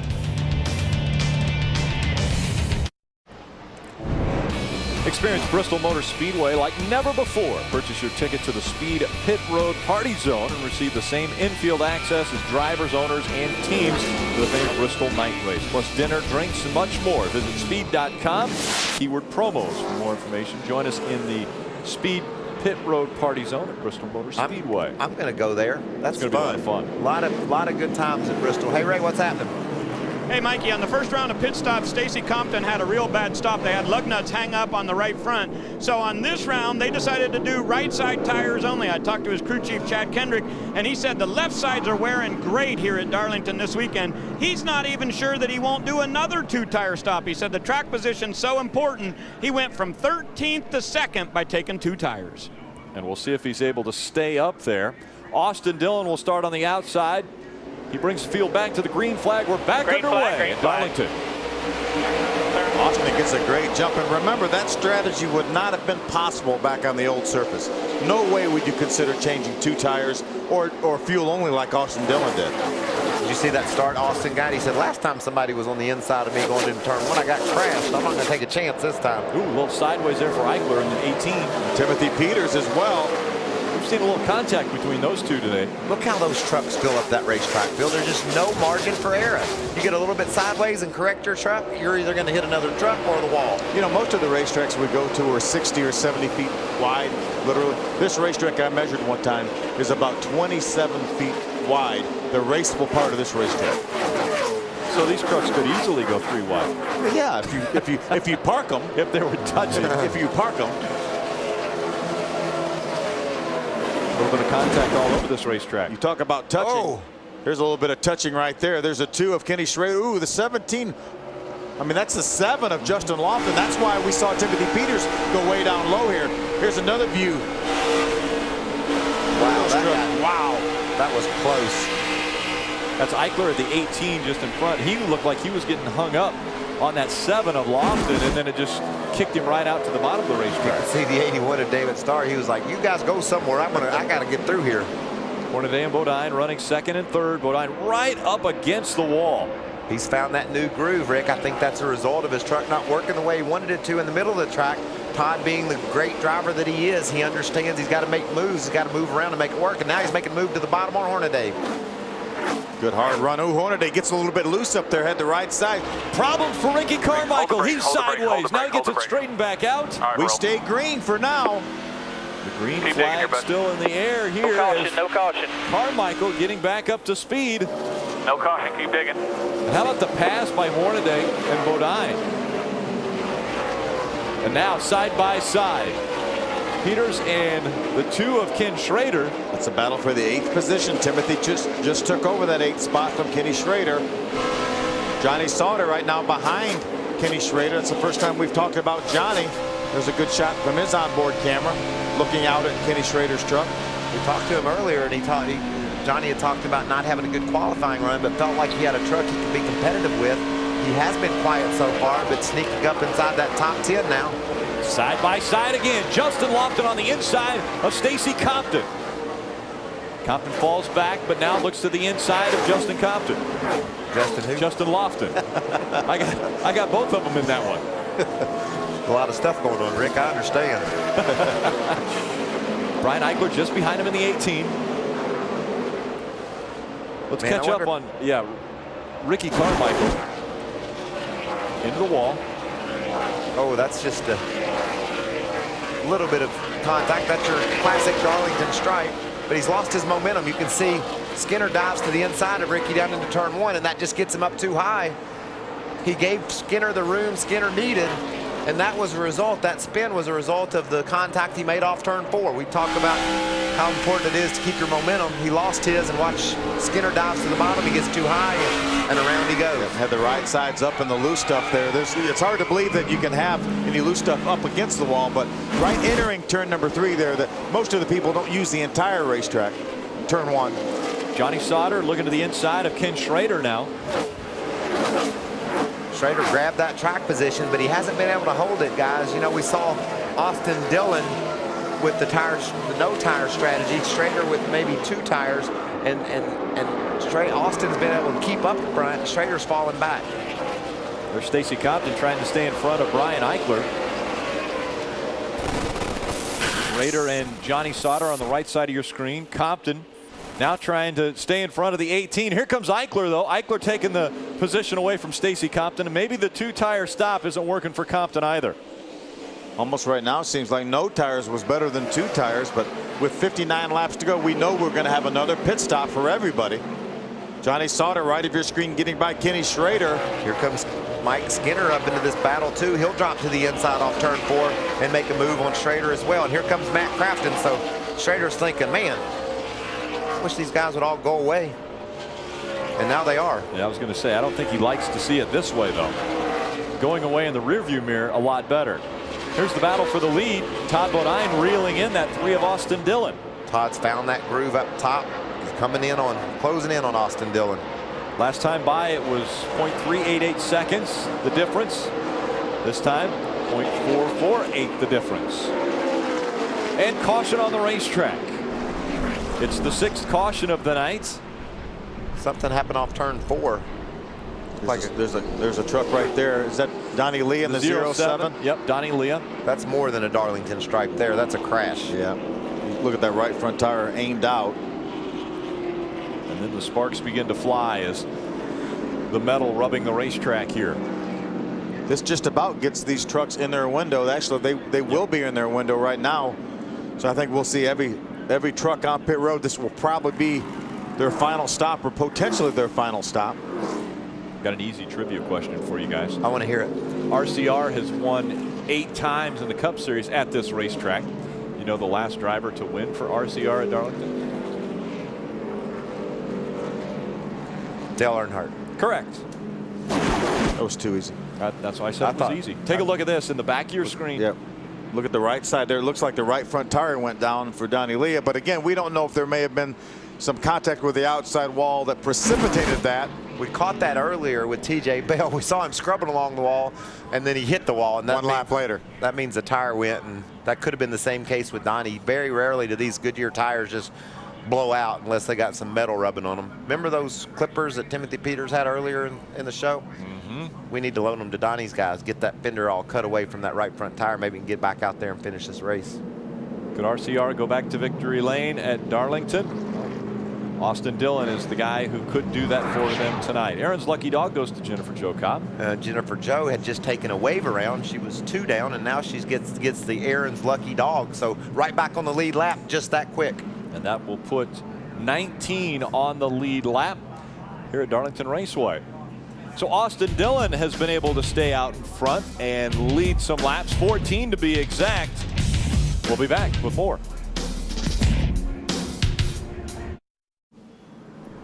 Welcome back to Darlington Raceway. Rick Allen, Phil Parsons, Michael Waltrip with you from the track Too Tough to Tame. Adam Alexander, Ray Dunlap giving us all the stories from pit road. Just 54 laps of racing remain. And out in front, it's Austin Dillon. We've had 4 different drivers and 3 different lead changes. Our average speed of this race, 110.17 miles per hour. We've been slowed down 6 times 24 cautions, 23 laps, and 11 trucks out of the race. You know, we had several trucks come down pit road. James Busher, Kenny Schrader, Eric Almirola. And I'm really surprised more trucks didn't take this opportunity, because Ray told us during the break that Todd Bodine said they were not quite in their window in the event we had some multiple green-white checkers. But with only 54 laps to go right now, it'll be 53 when they take the green. I swear I believe most of these guys could have made it the rest of the way. Look at Matt Crafton out. driving down to the bottom off the racetrack. Austin Dillon has a great start. You know, I thought the guy that won this race would have a Darlington stripe down the side of his truck, and Austin's leading, and he's got one. Todd Bodine just behind him. Justin Lofton, those three trucks trying to separate themselves. We see Hornaday on the inside. Looked like Hornaday got real loose getting down in that corner. Timothy Peters just drove away from him when they got there. Did you see David Starr blowing up dust and gravel as he comes through turn 3 and 4? That's how close he was to the wall. Mike Skinner by the 60 of Stacy Compton. There's Compton just in front of Johnny Sauter. You know, I like the strategy you talked about, Phil. Some of these guys that made that pit stop, because Austin Dillon's out there on those same tires leading the race. The caution flies. These guys all come to pit road. And problems. Mario Gosling gets into the wall. He collects the 4 of Ricky Carmichael. Now back down the racetrack. Let's make sure that he doesn't get into the path of any of the other drivers. He stays clear, but hard hit to the inside wall for Ricky Carmichael as well. Just a wrong place at the wrong time for Ricky Carmichael. It seems like that's been a good majority of the season. See, Mario, that's 2 weeks in a row with pretty significant damage to the tire monkey. Yeah, that's hard crash there. We talked at Nashville that he didn't really have the trucks to be reckoned like he did at Nashville, and this is another one that's gonna require a lot of work to get it fixed. See Ricky kind of dejected there, trying to work his way out of that truck. That was a real big hit for Ricky Carmichael. He got clipped right in the right rear quarter panel, and it just turned him. See, Mario just got loose getting down in the corner. Tries to keep it up against the wall, but he clips the right rear quarter of Ricky Carmichael's truck and turns Ricky just about head on into that wall. And Ricky makes more contact with the inside wall. Yeah, by this time he has no brakes. He probably broke a brake rotor when he hit the outside wall. There's Mario, gets into the outside wall, and then watch him just clip the corner of that truck and puts him at least at a 45-degree angle anyway. You just have to be so thankful for these safer barriers. Having hit that concrete before, Phil, like you and I have, you watch this angle Ricky Carmichael hits this wall with, heading there with his foot wide open on the floor and driving straight into that wall. Man, that hurts so bad. Well, let's ride along with him and see what it sounds like.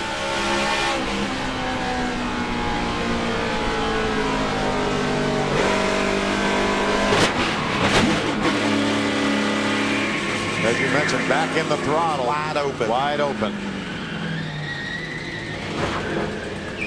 Now hits the inside wall again, more than likely, no brakes. The only thing in his favor were all the wheels were pointed in the wrong direction. Why the truck wasn't any faster when it hit the inside wall. There's real time. Watch him just turn him right into the outside wall. What do you need, about a foot or so? That's about all. To be clear, instead he's got a totaled out race truck.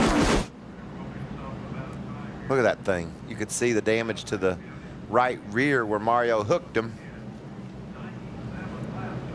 And the 46 of Clay Greenfield, the Aaron's Lucky Dog recipient.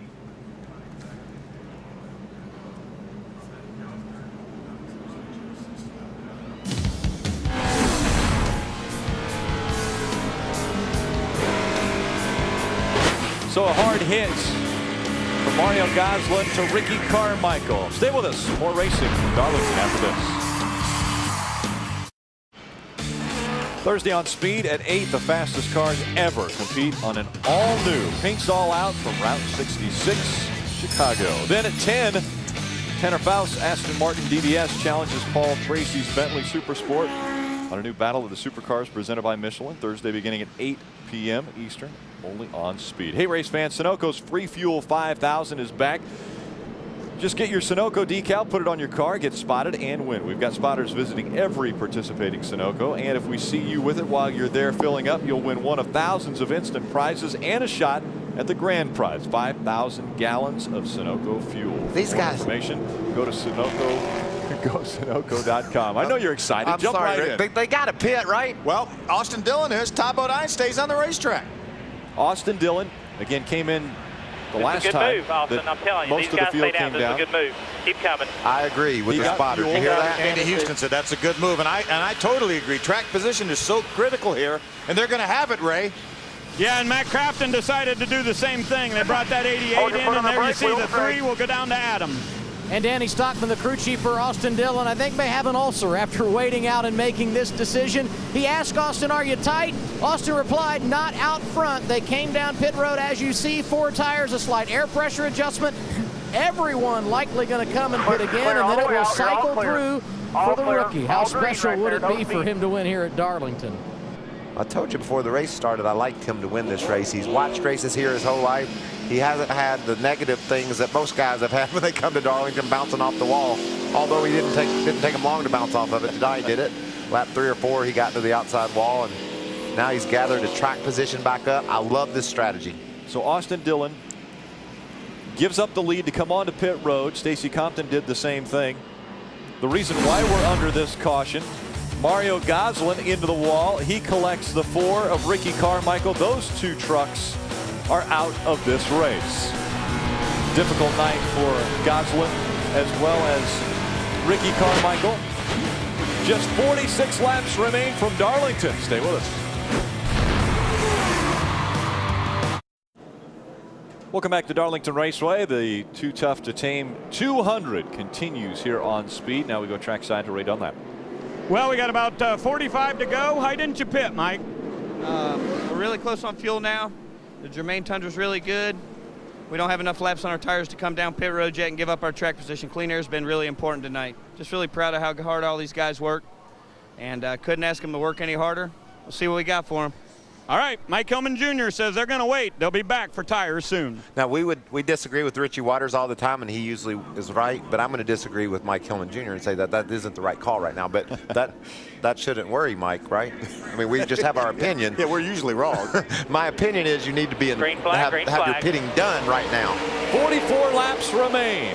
Todd Bodine in front, trying to make it back-to-back wins in the Camping World Truck Series. Side by side for second, Hornaday and Lofton. You can see that inside line, Rick. They're just straight training around the outside of Justin Lofton. Lofton on the out or the inside now as Timothy Peters on the outside in that 17. Peters is going to get the position. Here comes Eichler in the 18. He also gets by the 7 of Lofton. Right up to the top of the racetrack. Going to have a battle for the lead. It looks like Hornaday's wanting to get that lead from Todd Bodine. Or excuse me. He can take it away if he wants, but I think Todd Bodine's going to say, not so quick. Well, Hornaday may say excuse me when he gets up there. I've never known Hornaday to act like that. He usually takes. He's a taker. The track's a biter and he's a taker. He's not a giver. The 7 of Lofton trying to take the position away from the 18 of Eichler. They continue to be side by side as they cross the stripe. Eichler's got the advantage. Now here comes Lofton again. He'll take that position. Oh. What about Peters? He drives around Hornaday, grabs the 2nd spot. Oh, problems right behind him. The 7 of Lofton gets into the 5 of Mike Skinner. Wow, a lot of damage to that 5 truck of Mike Skinner's. Pretty much done, boys. That's a good assessment of the damage. I'm coming to pit road. Lofton was down on the inside of another truck the last time we saw him, and you know how hard that is, Phil, to hold your truck straight when you're pinched down in the corner. Maybe that's what happened. It was just after they entered turn 1 where he would have crashed if he had been alongside another guy. Looks like Mark Rett, crew chief for Justin Lofton. You can see Skinner's right front tire isn't even turning. Go to the garage area and work on that, I believe. Yeah, that's might be done. Considerable amount of damage to that truck. Crew looking at it saying, yep, behind the wall, Mike. And there's the damage to the 7 of Justin Lofton. He's going to head straight to the garage as well. You see. Yep, just what we thought. He was down on the inside. But Brian Eichler, remember there's a little bit of history with those 2 drivers from maybe from last weekend. Well, Eichler, in my opinion, didn't do anything wrong last weekend, and I don't think he did anything wrong there. 81 of David Starr making a little bit of damage to the back of that 7. There's Mike Skinner's truck. That's when he makes contact with the 7 of Justin Lofton. Right, you can see Lofton Lofton down on the inside. Gets loose on the entering the corner and sideways.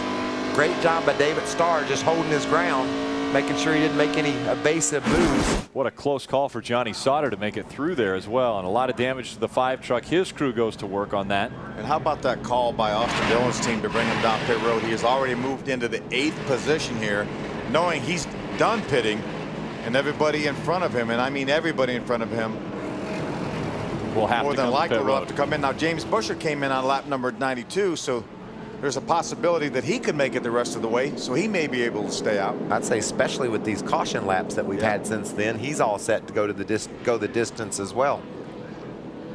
So involved in our most recent crash, bringing out the 8th caution, Skinner, Lofton, and Starr.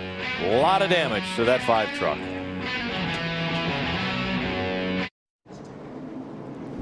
And welcome back to the Too Tough to Tame 200 from Darlington Raceway. Now a little bit different strategy coming into play. We've had so many caution laps. The majority of the guys up front pitted on lap number 76. That was obviously 71 laps from the end, which is right outside their window. We've had so many caution laps. Not only are we thinking these guys may go the distance, we overheard Mike Hillman Jr. talking during the break that maybe they decide now not to pit, to stay out with what they have. Green flag back in the air. 38 laps of racing to go. Timothy Peters racing hard on the inside of Todd Bodine now, trying to take that lead away. He's got to get off this corner.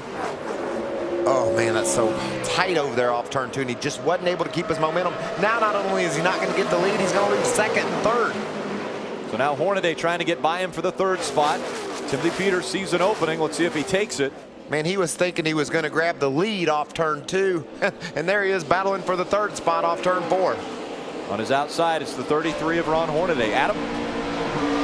And you talk about those 2 drivers battling for position. Timothy Peters in front of Ron Hornaday. The Peters bunch said earlier they were short on fuel. They would need some cautions. And I just talked to Kevin Buskirk, Ron Hornaday's crew chief, and I said, how close is it? He said, it's close. I said, do you need more caution laps? He said, 1 or 2 would be nice, Ray. Well, Mike Skinner has just jumped out of his truck. First of all, are you okay? That was a pretty hard hit. Yeah, Ray, I'm fine. Can you tell us what happened? We kind of caught the tail end of what happened on the racetrack. I guess you'd have to look at the replay. I think somebody wrecked the 7 trucks, and then the 7 truck come across and got us.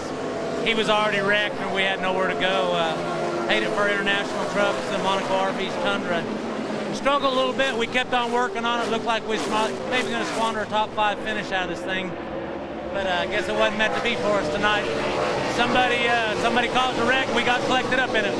Okay, the truck is on the wrecker going to the garage. The 5 truck is done for the night.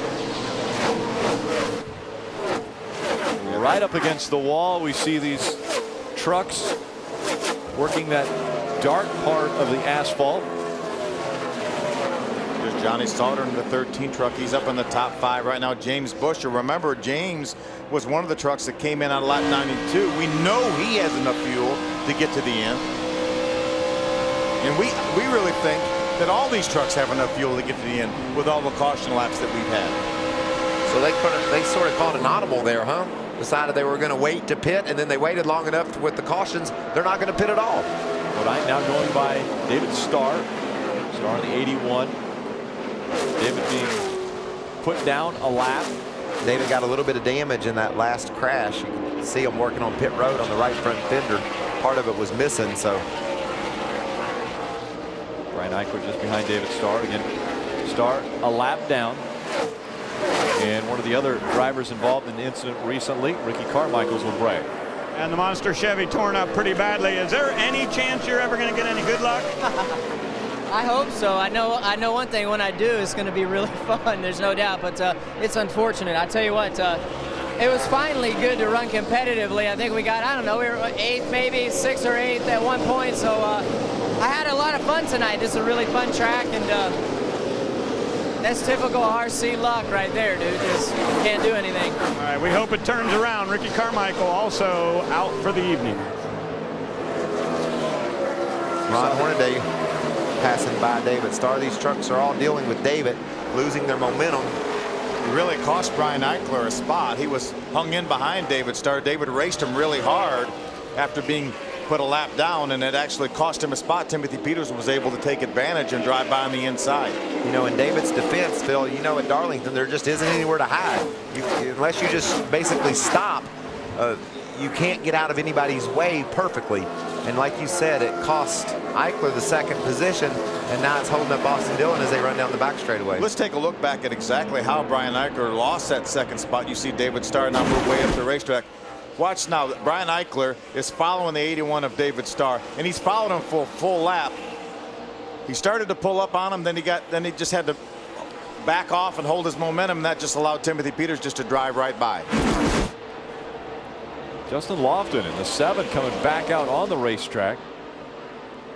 Pretty quick work by Mark Rhett and his guys to get him back out this quickly. 10 laps down right now for Justin Lofton. 30 laps of racing to go. Todd Bodine still in front. Timothy Peters running second, 1.19 seconds behind.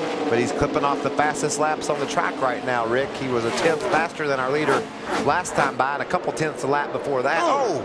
Eichler into the outside wall. Pretty hard in the outside wall. What was that flew off the truck? It looked like coming off of the truck. NASCAR will have to see if that might have left something on the track to get a caution here late in the going. Hornaday to the inside, Brian Eichler on the outside, and Eichler able to stay in front of Hornaday. You see some tire smoke on Eichler's truck, so that could obviously cut that right front tire. We've seen that happen a couple of times tonight, guys. See all the debris back there. You think maybe that's foam from the safety barrier, maybe where he bounced off that wall? I think he knocked some of the foam out. Certainly is. That's what it looks like. Take another look. He's going to hit it pretty hard here, about right off the corner. Wow. See, it's just about 3 truck lengths before the end of the safety barrier. I've never seen the foam fly out of there like that. I think it just was where he hit it, right at the end of the safety barrier, and that smaller, thinner pieces of foam just jumped out of there. And just a moment ago, the 33 of Hornaday able to take advantage of the slowing down of Brian Eichler, and he takes that position away. Yeah, he'll be lucky if he don't blow a tire, because that thing hit hard. I think he's already got into the outside wall again, Ray. He needs to pit. Yeah, and he's starting to smoke now, so I think you'll see that truck come down pit road. You guys remember the race at Dover earlier this year when Kyle Busch just dominated? He led 172 laps, but then right at the end they had a fuel pickup problem and ended up, I think, finishing 16th or something. Well, this is the same truck that they had that day at Dover, and there's Eichler into the wall hard this time. He will definitely come to the pits now, and that should bring out a yellow. Yeah, that was inevitable. You knew that was going to happen. I hate the spotter and the team didn't get with him and say get to pit road, because he hit hard enough, and obviously the tire blew out. So the right front goes away for the 18 of Brian Eichler, and that will end his night early. See the right front locked up now as hard contact made. You can see he drives down into turn 3. The right front tire goes flat. It puts him into the outside wall. You know, he was second. This 18 truck was second in the owner's points this year. Just a handful of points off Todd Bodine for the lead. This will certainly hurt those chances of winning that owner's championship as a Toyota. Kyle Busch obviously would love to win that in his rookie season. Listen in. Again, that was inevitable after that initial contact coming off the corner, bouncing off that wall. You know that that it had slowed the truck down. He had made other contact while we were looking at another replay, so you knew it was about to happen. Adam, what is Timothy Peters' guys thinking? Jeff Hensley is coaching his driver to cut off the engine and let it roll to save fuel. Rick Gay, who oversees the technical operation for Red Horse Racing, just told me they think this caution will be what they needed to get over the hump in regard to fuel mileage. They have elected, as you see, to stay on the racetrack, and Hornaday just behind him also getting the cue to stay on track and not come down pit road. This should help their fuel mileage as well.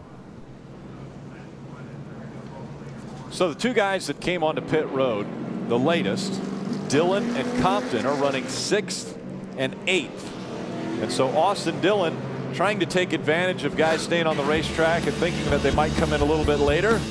Well, that strategy might not pay off. Guys are staying on the racetrack. Todd Bodine, does he have enough to go the distance?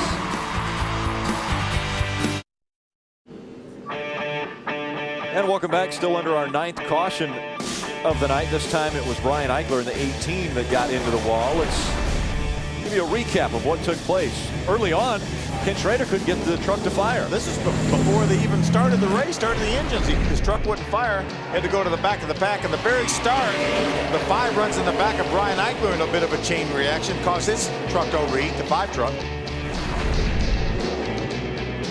You can see Mario Goslin got some contact, spun around. Dennis Setzer's involved. Looks like Ryan C. got a part of that as well. That all happened before the 10th lap.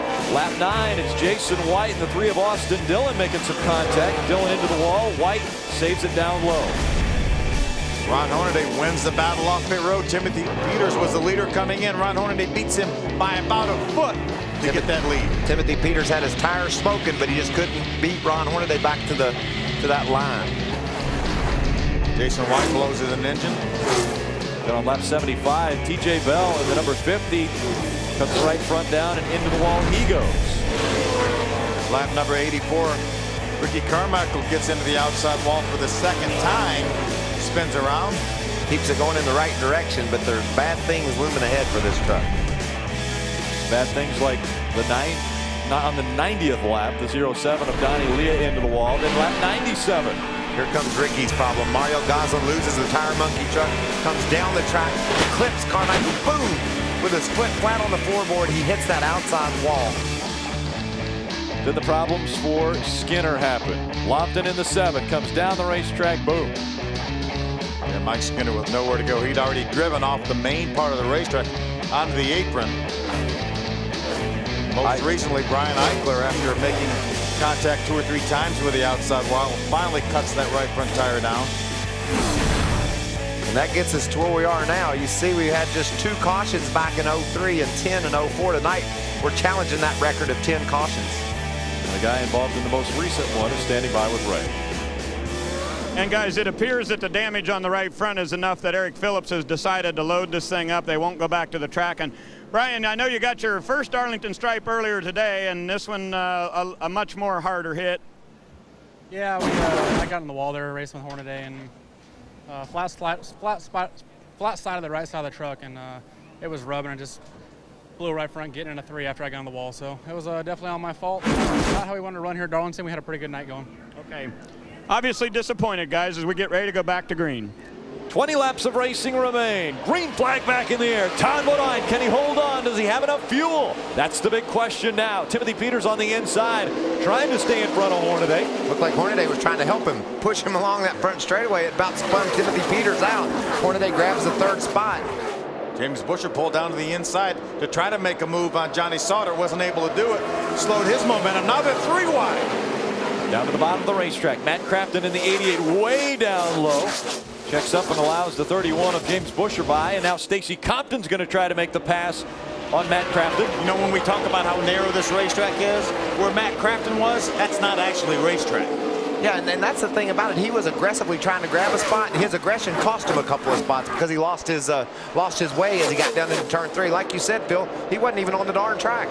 Bodine, Peters, Hornaday, 1, 2, 3. Then Johnny Sauter running in the 4th position now. A pretty good run for that Chevrolet.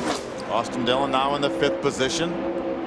He was able to get by James Busher. Remember, both of these trucks pitted later than the rest of them. James Busher back on lap number 92. Austin Dillon on lap number 100. Crafton able to stay in front of Compton, 7th and 8th between those 2 drivers. You know, Phil, we talked earlier in the show that the track had grip and these guys would run lap after lap faster than they ever have here before because of the new surface. Well, the top 2 drivers the last time by were faster than the previous track record qualifying speed. These guys are running the fastest laps of the day. Last time by 29.21 seconds, and we're in a long way into a tire run. Yeah, this is amazing, the resurfacing job they did on this racetrack. Adam Alexander, what are you thinking about? I'm talking about the man that's running second, Rick, and I was going to ask our drivers, Michael and Phil, about how much a driver can help their truck here, because Timothy Peters has not been on pit road since lap 76. Obviously, you can't make a chassis adjustment if you don't make a pit stop, but Timothy continues to radio to Jeff Hensley that he's changing his line, trying to help the handle. So how flexible is it here at Darlington for a driver? Well, we saw Todd Bodine do just what Timothy Peters says he's doing now, and that was look around for some pavement where your truck will work. The groove is narrow, but the way you enter these turns and how close you're willing to get to that wall lap after lap can change the way your truck gets around the track, and I think that's what these drivers running at the front have been smart enough to figure out during the course of this race. There's a battle for 6th and 7th right here. James Busher has it. Matt Crafton trying to take it from him. And that's where the experience of Todd Bodine comes in. He was very quick to try to find a different part of the racetrack to make his truck work. Right now, Timothy Peters is going through the exact same thing. So Crafton takes that spot away from James Busher. That's 1 and 2. Todd Bodine. Ron Hornaday joined the club of being faster than the track record last time by. He ran a 29.29. He was faster as well. You can see he's closing in on these guys a little bit. Hornaday in the 3rd spot there. There's your top 3. Bodine, Peters, and Hornaday. Johnny Sauter, Austin Dillon running 4th and 5th. Look at the difference in speed between Todd Bodine and the lap truck of Norm Benning. Norm just trying to get up and get out of the way, but Todd had to predict where Norm was going to go. I'm glad he figured out where he thought he was going, and it worked out. And that's a situation where if Todd was to have to catch that truck at the wrong spot, then all that distance he has right now over Timothy Peters would have been gone. See the separation now between your top 3 trucks and 4th Sauter. Sauter 2 seconds back from Bodine. Well, we've got 2 of the most experienced drivers here at this racetrack running 1st and 3rd, and they're sandwiched around the pole sitter and a cat that's obviously proven this year that he's a real contender in this series, and that's Timothy Peters. Schrader struggled all night long. He's battling here for the 9th and 10th spot with Eric Almirola. Eric's looking like he's a little faster than Kenny. Yeah, remember, Schrader had to battle adversity early on before the green flag even flew. He couldn't get the truck to start. Kenny came down pit road one time, and the crew had ratchets in both rears and the right front adjusting on that truck. Yeah, I think he said, I don't know what's wrong with it, and they said, well, we're going to work on it and find out if we know what's wrong with it. We'll try to help you figure it out. When you go into all those corners of a race truck, you're just trying to change the way that truck is balanced. Maybe the way it's driving, the way the aero package is even working. You're doing anything you can think of to help Schrader out. Maybe trying to lower the front end a little bit. Dillon has really made his pit stop work the best. He's already up to the 5th position. Compton came in on the same strategy, but he's stuck in 8th. The problem is that didn't work because now these guys aren't going to stop. If we hadn't gotten all the the caution laps that we got, and all these guys would have had to stop, then that strategy may have won Austin Dillon the race. But the problem is with all the caution laps, now nobody's going to pit. And the top crew chiefs in this race, the guys that are leading the race, they said, we reserve our right to change our mind. We decided we didn't want to pit now, and that's what we're going to stick with. But remember, Phil, we're inside 10 to go. Having enough gas to get all the way to the checker isn't a given. We could see some of these guys in the front run out of gas. I was going to say, at the beginning of our show, we talked with Todd Bodine about, do you go for the win or do you protect your point lead? Would you come in here with a big point lead? Well, right now, they're gambling for the win because the question mark still is for fuel mileage. Can they make it all the way to the end of this race?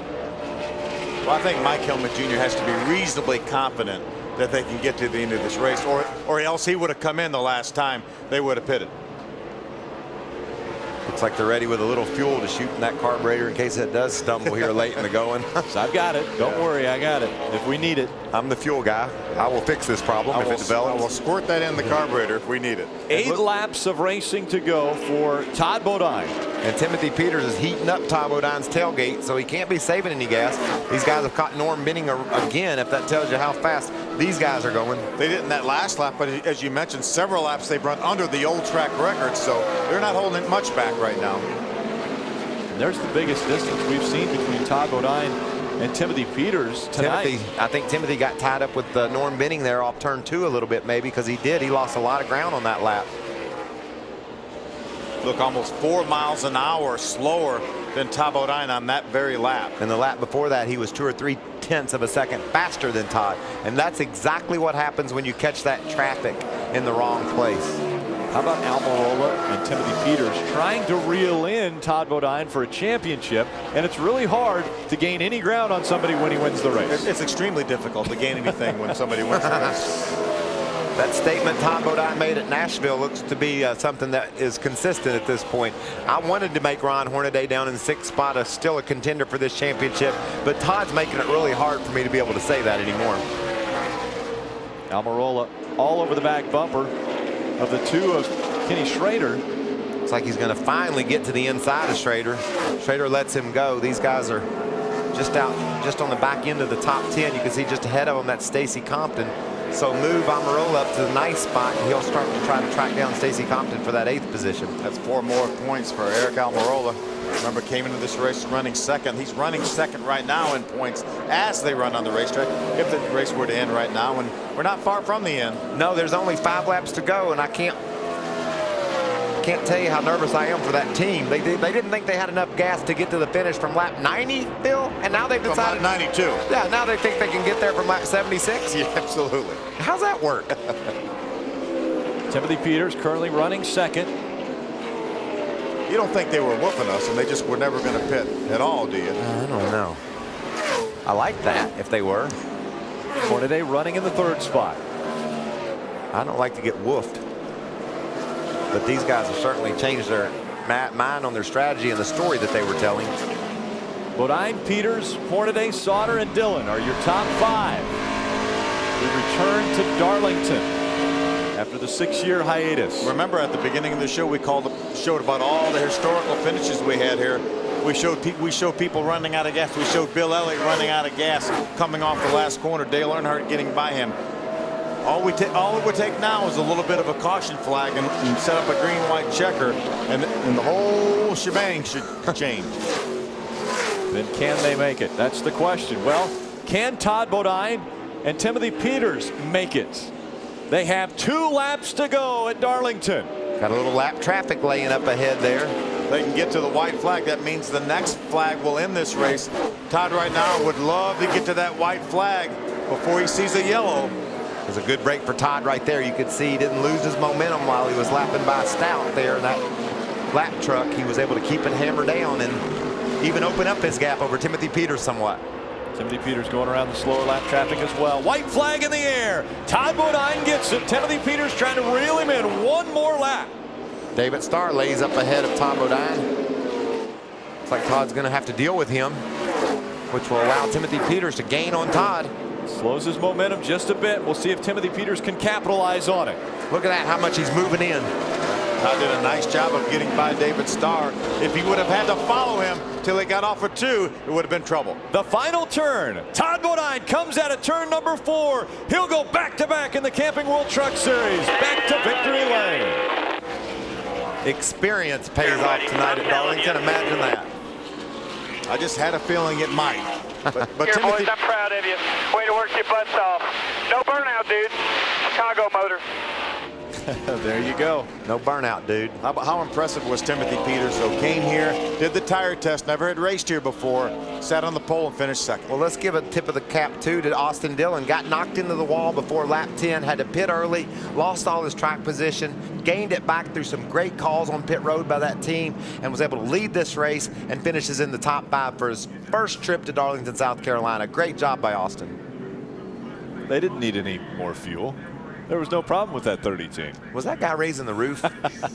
He was. Ray Dunlap. Let's hear from the winning crew chief, Mike Jr. I want to tell you, whenever I looked at the championship chase to November, I thought about Darlington and Bristol as being 2 big challenges. I think I was wrong. Yeah, we love this place. We've been here and tested a ton. Came here with our nationwide car and finished 4th. Todd gets around this place, and you can't ask anybody to work any harder than the guys on this 30 truck. This Germain Tundra's pretty sporty every week. And we just keep digging and keep doing this deal right here, and we'll get to Homestead. Hopefully everything will work out. The 17 was the best in practice last week. You beat him. He was the best in practice this week. You guys seem like you don't panic at all, even if you're not at the top of the chart. You know, we worry more about making our truck drive good for Todd and about being good on a long run later in a race. And I'm just really proud of all these guys. And one of my boys is at a stand-up funeral tonight. Congratulations, Toe and Lindsay. Hey, one thing more. I saw a set of stickers sitting here. Were you going to pit, or were you just teasing me?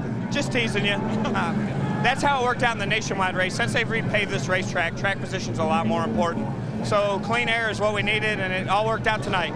Okay, congratulations. Go celebrate. Mike Jr. in victory lane again with Todd Bodine. I can't believe he was whooping us. It's the 20th win for Todd Bodine, and guess what? They've all been over a mile.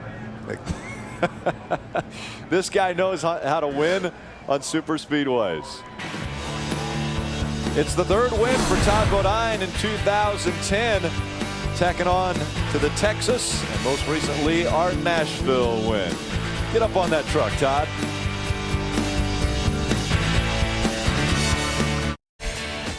Welcome back to the track Too Tough to Tame for the Too Tough to Tame 200 in the Camping World Truck Series. Now in victory lane, Todd Bodine will celebrate. He's there with Ray Dunlap. And here comes the onion out of the number 30 Germain.com Toyota Tundra. He won here in the Nationwide Series back in 2003. Back to victory lane. Got an eye full. Congratulations. I asked Mike Jr. how big of a challenge he thought Darlington would be on a way to a championship, and he said he wasn't worried about it. You're the man here. Congratulations on another win. Thanks. Yeah, it's nice when your crew has that kind of confidence in you, and I got the same confidence in them. You know, every time off pit road, I know we're not going to lose spots, and if we do, it's because something happened. I mean, they're just awesome. JD and the boys, another great motor. I don't know, man. We got it going on. You know, like I said last week, we struggled at the beginning of the year. Junior changed it around, and here we are, fast every week. You know, it's nice to be able to get in something and drive this way. You know, I wasn't on no Sunday drive, but you know, I knew I had to go with Timmy behind me. I tell you, I love Timmy. He's a great friend. He's a hell of a racer, and I knew he was going to be tough, but we had enough for him. You got some money tonight. Maybe you can buy some beach chairs. Yeah. Me and Janet were going to the beach, and I forgot the beach chairs and the umbrella. I can't go out without an umbrella, I can tell you that. Yeah, we have a lot of fun at Darlington. I always have. You know, like you were saying earlier, got a lot of laps around here, and it pays off. Experience pays off, and you know, it was a great win. I got to say hi to Toe and Lindsay. It's happy marriage. Congratulations. This one's for you guys. All right, congratulations, Todd Bodine in victory lane. Let's go to Adam.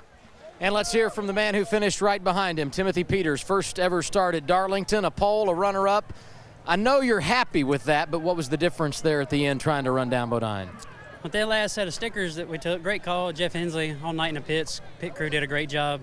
We took the stickers and we were just mired back in traffic a little bit, so I had to use up my stuff early just to get the clean air and get back to the front. I found a little bit of grip in 3 and 4. We were just tight just a little bit in the center, but you know, all in all, with our Apex Tools family of brands, Toyota Tundra, it was a great evening. You know, to set on the pole, finished second, my first second. I'm glad it didn't a fourth, and we gained on some points with that daggone 30. You know, congratulations to Todd. You know, he's a great racer. I learned a lot from him, and you know, I'm loving life right now. Was fuel ever a concern there in the latter stages? Well, when they had the wreck with the 12 and the 4, you know, I was conserving all I could, shutting it off, and once we got past the mark, Hensley said, well, we committed. So we did everything we could. Great night. Thanks to everybody back at the shop, Fab Shop, suspension room, guys that work on these things, Arrington Engines. Just a great night. Great run. Congratulations. Thank you. Take a look at our point standings after tonight's race. 226 points separate Todd Bodine and Eric Almirola. Do you think that is unattainable for Almirola? Yes. What about history? Back in 2005, Ted Musgrave trailed Dennis Setzer by 227 points. And what happened? And Ted Musgrave ended up winning by 55. We'll talk about this next week when we get to Bristol, but this team right now is on fire. You're not going to beat them. You're not going to catch them. Pretty impressive performance for Todd Bodine. He leads 47 laps here at Darlington and collects his 20th win in the Camping World Truck Series. The NASCAR Camping World Truck Series is presented on speed by Toyota, brought to you in part by Camping World. The Camping World Sweepstakes is back and better than ever.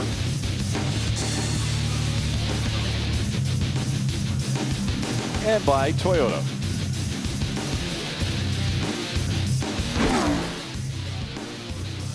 Now let's head trackside to Adam Alexander.